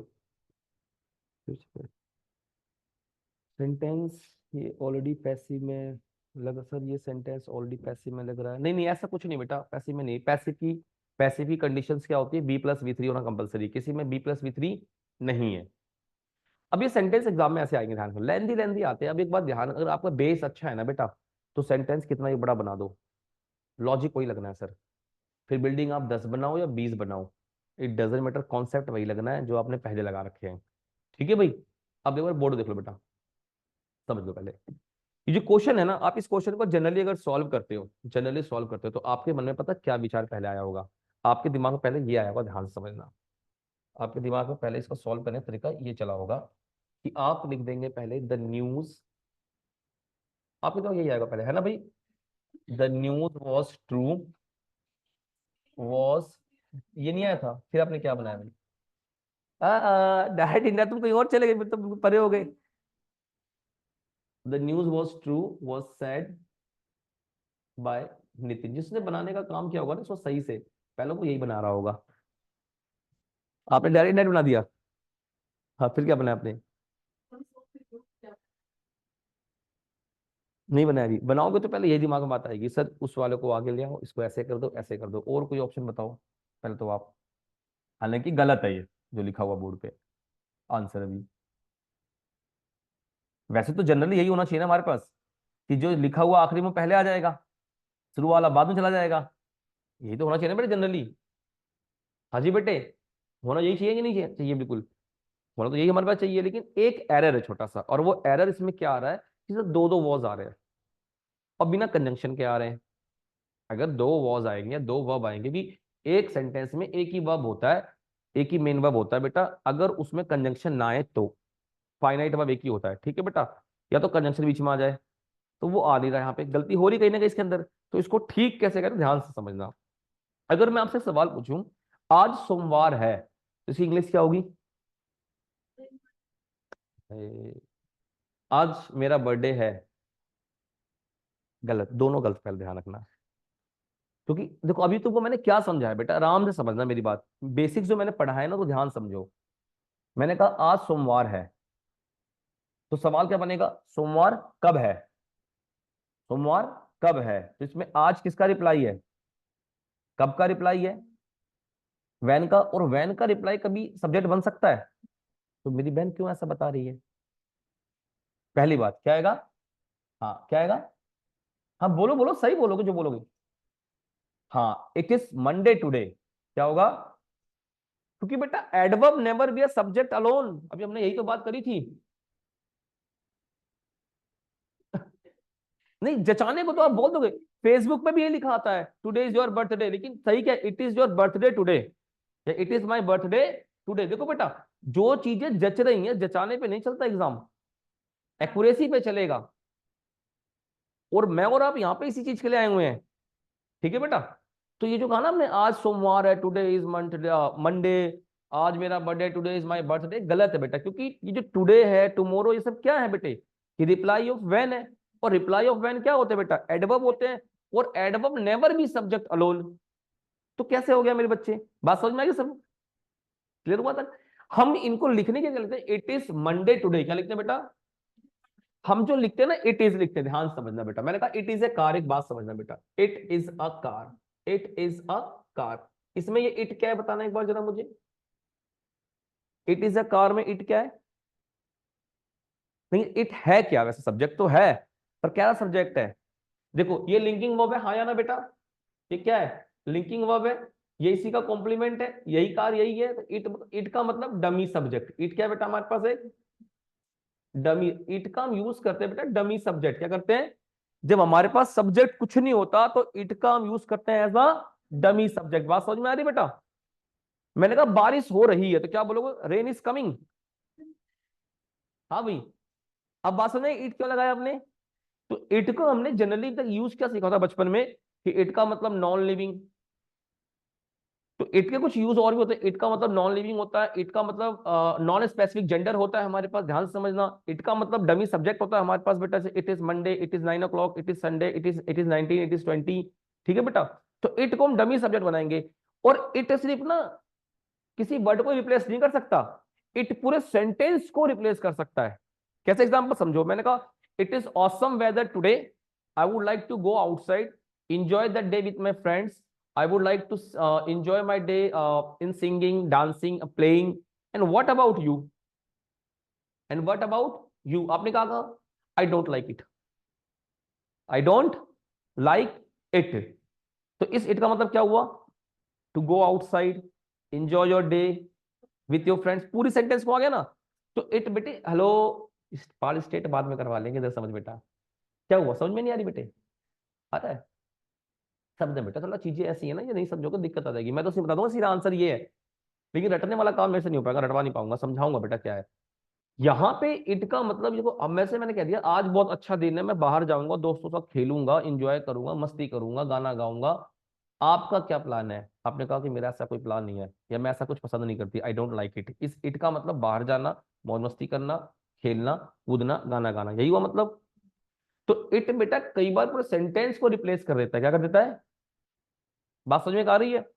अब इस सेंटेंस को एक बात, इस सेंटेंस में एक खास बात समझना, तो ज्यादा वो दिक्कत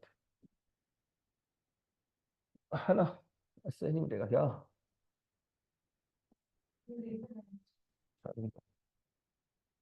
ये लो भाई, आ जाओ। अब वापस अपनी बातचीत पे ध्यान थे। इस सेंटेंस को ध्यान से समझना बेटा।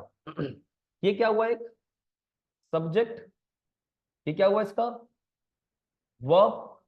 और ये पूरा का पूरा पता है क्या है? किसका रिप्लाई है? ये पूरा किसका रिप्लाई है? व्हाट का। किसका रिप्लाई है? मैंने उसे बताया, क्या बताया? मैंने देखा कि, क्या देखा? जब भी छोटा की आता है बेटा, ध्यान समझना, जब भी छोटा की आता है, छोटा की के बाद हमेशा व्हाट का रिप्लाई आता है। क्या आता है बेटा? हमेशा, हमेशा व्हाट का रिप्लाई आएगा। तो ये पूरा का पूरा किसका रिप्लाई है? व्हाट। और व्हाट का रिप्लाई हमारे पास पता है सर, ऑब्जेक्ट बनता है, डायरेक्ट ऑब्जेक्ट, हाँ या ना? हम इस सेंटेंस में बेटा, हाँ, हम इस सेंटेंस में इसको आगे ला सकते हैं पूरा। मैंने पूरे सेंटेंस में इसको उठा के आगे लाना है, इस पूरे को उठा के मैं आगे ला सकता हूं, कोई दिक्कत वाली बात तो नहीं है। मैंने क्या किया बेटा, इसको इट मान लिया। क्या मान लिया? इट। कोई दिक्कत तो नहीं? इट मान लिया इसको मैंने एज अ डमी। तो मुझे बताना पड़ेगा ये है क्या, ये भी तो बताना पड़ेगा ही। अब ये कौन सा फॉर्म है बेटा वर्ब का? सेकंड फॉर्म है। तो आएगा इट वॉज सेड। किसके द्वारा? बाय नितिन। और क्या? अब लिख देंगे इसको हम, दैट द न्यूज वॉज। ये होगा इसका आंसर बेटा। अब बात समझ में आएगी सभी को कैसे हुआ आंसर ये? आपको जब भी दैट वाला क्वेश्चन मिले, क्या मिले बेटा? दैट वाला क्वेश्चन, यही कॉन्सेप्ट लगाना, यही लॉजिक लगाना है, क्योंकि दैट का मतलब क्या था?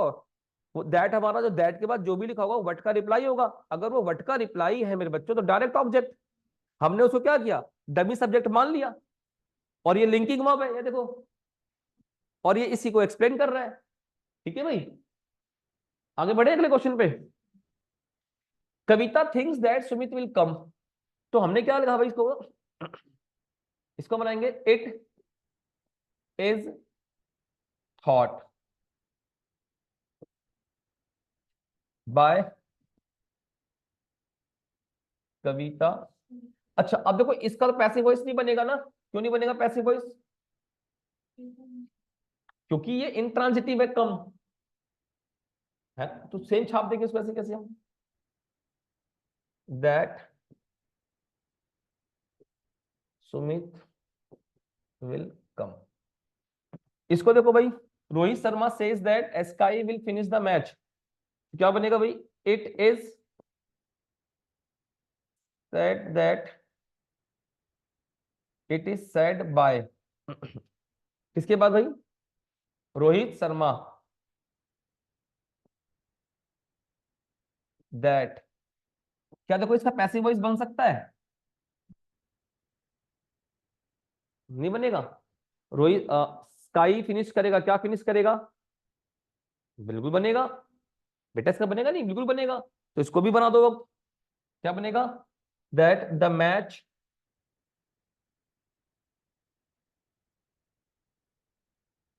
Will be finished.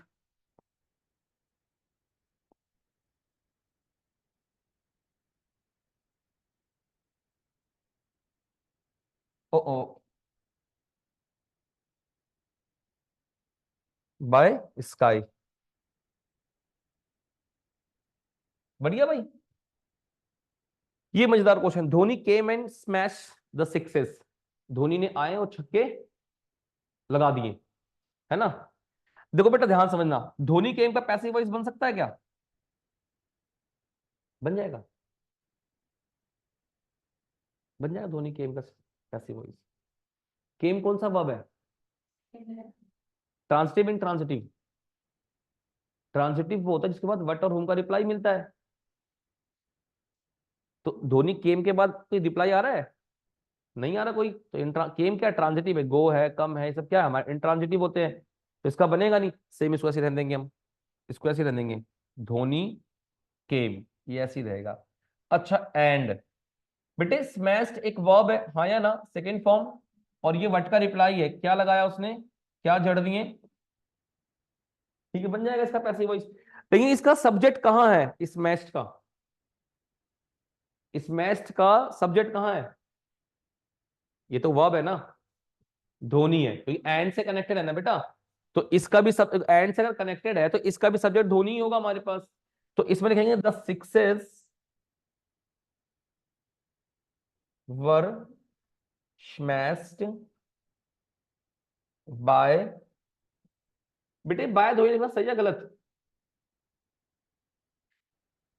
ये बाय धोनी लिखना सही है गलत है, बताओ जल्दी से, है?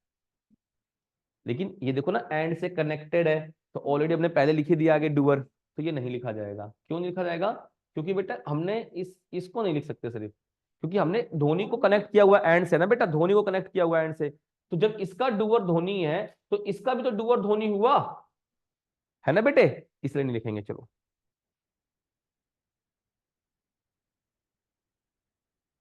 ठीक है, एक क्वेश्चन लिखो और,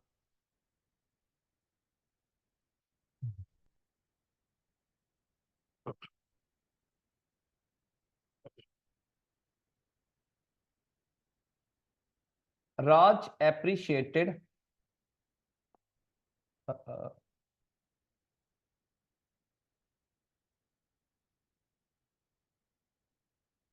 एप्रिशिएटेड एंड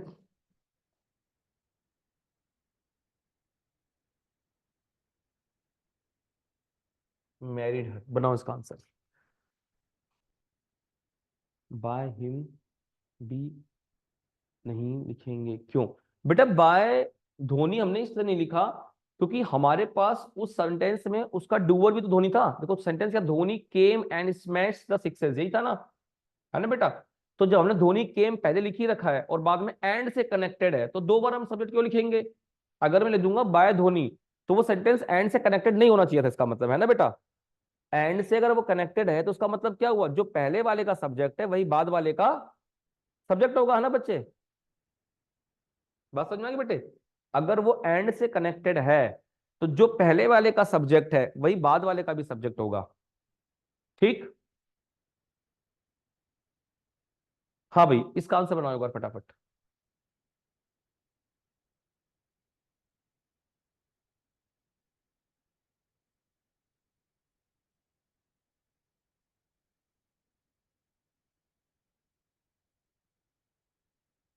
ओके भाई, thank you thank you thank you.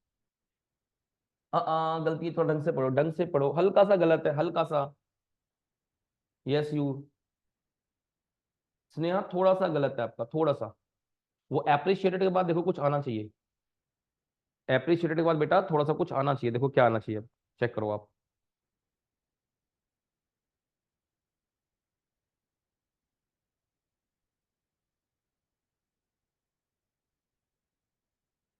तुमने सुन लिया?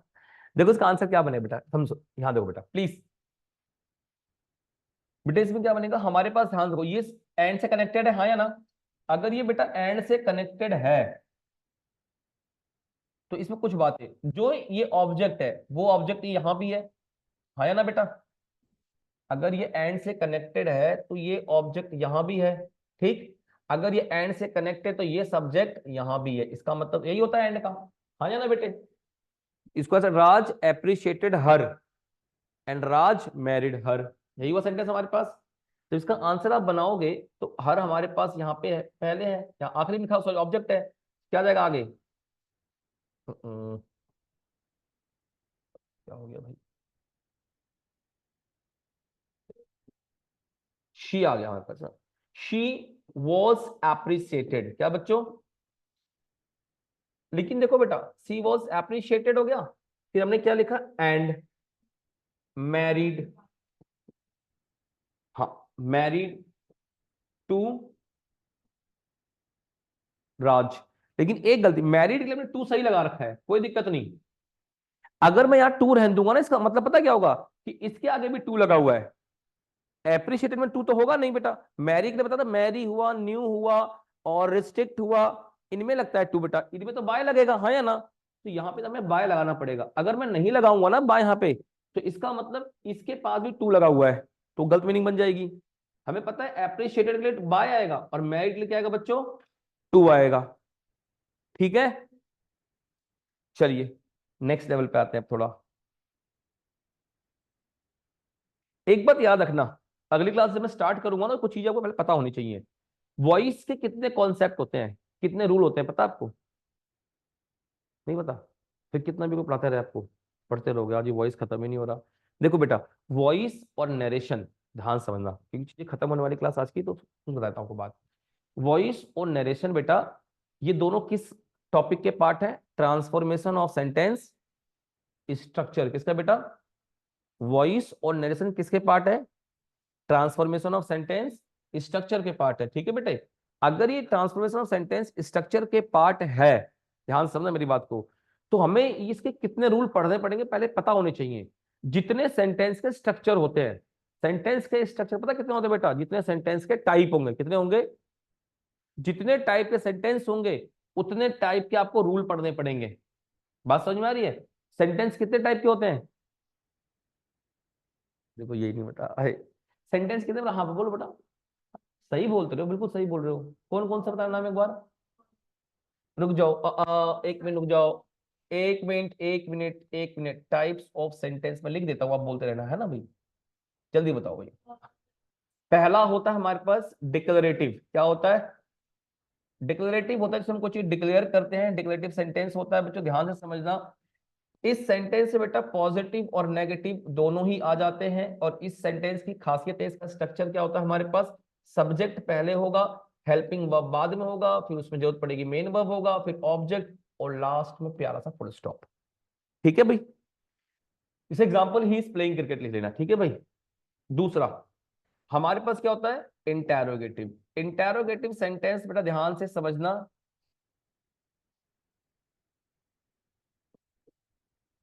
इसमें बेटा आखिरी में क्या देखने को मिलता है? Question mark. और बेटे इसकी शुरुआत किससे होती है? हेल्पिंग वर्ब पहले, सब्जेक्ट बाद में। ये मेन लॉजिक है, ध्यान रखना, याद रखना। इसमें हेल्पिंग वर्ब पहले होता है, सब्जेक्ट बाद में होता है। ठीक है बेटा, ये दो प्रकार के होते हैं हमारे पास। कितने होते हैं ये हमारे पास दो प्रकार को देखने को मिलते हैं, टू टाइप्स के देखने को मिलते हैं, ध्यान से समझना भाई। टू टाइप से कौन से होते हैं बेटा? इधर देखो, एक होता है क्लोज एंडेड। क्या होता है? एक क्लोज एंडेड इंटेरोगेटिव, और एक होता है हमारे पास ओपन एंडेड इंटेरोगेटिव। बेटा ओपन एंडेड और क्लोज एंडेड में अंतर क्या है? क्लोज एंडेड वो होते हैं जिनके रिप्लाई यस और नो मिलते हैं। कैसे मिलते हैं बेटा? जिसके रिप्लाई हमें किसे मिलते हैं? रिप्लाई यस और नो में मिलते हैं। मैंने कहा आर यू वॉचिंग टीवी, तो आपने कह दिया जी यस। मैंने कहा have you done your homework, आपने कहा जी नो। तो जिन क्वेश्चंस के रिप्लाई हमें यस और नो में मिलते हैं बेटा, उसको हम क्या बोलते हैं? Close ended.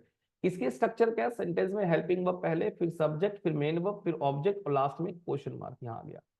ओपन एंडेड क्या होता है? जिसमें हमें WH फैमिली देखने को मिलेगा। क्या मिलेगा बच्चों? WH फैमिली देखने को मिलेगा। हमें ध्यान समझना, ये बहुत सारे होते हैं, पर जनरली हमें नो पता होना चाहिए, what, when, where, who, whom, who, how, which, why.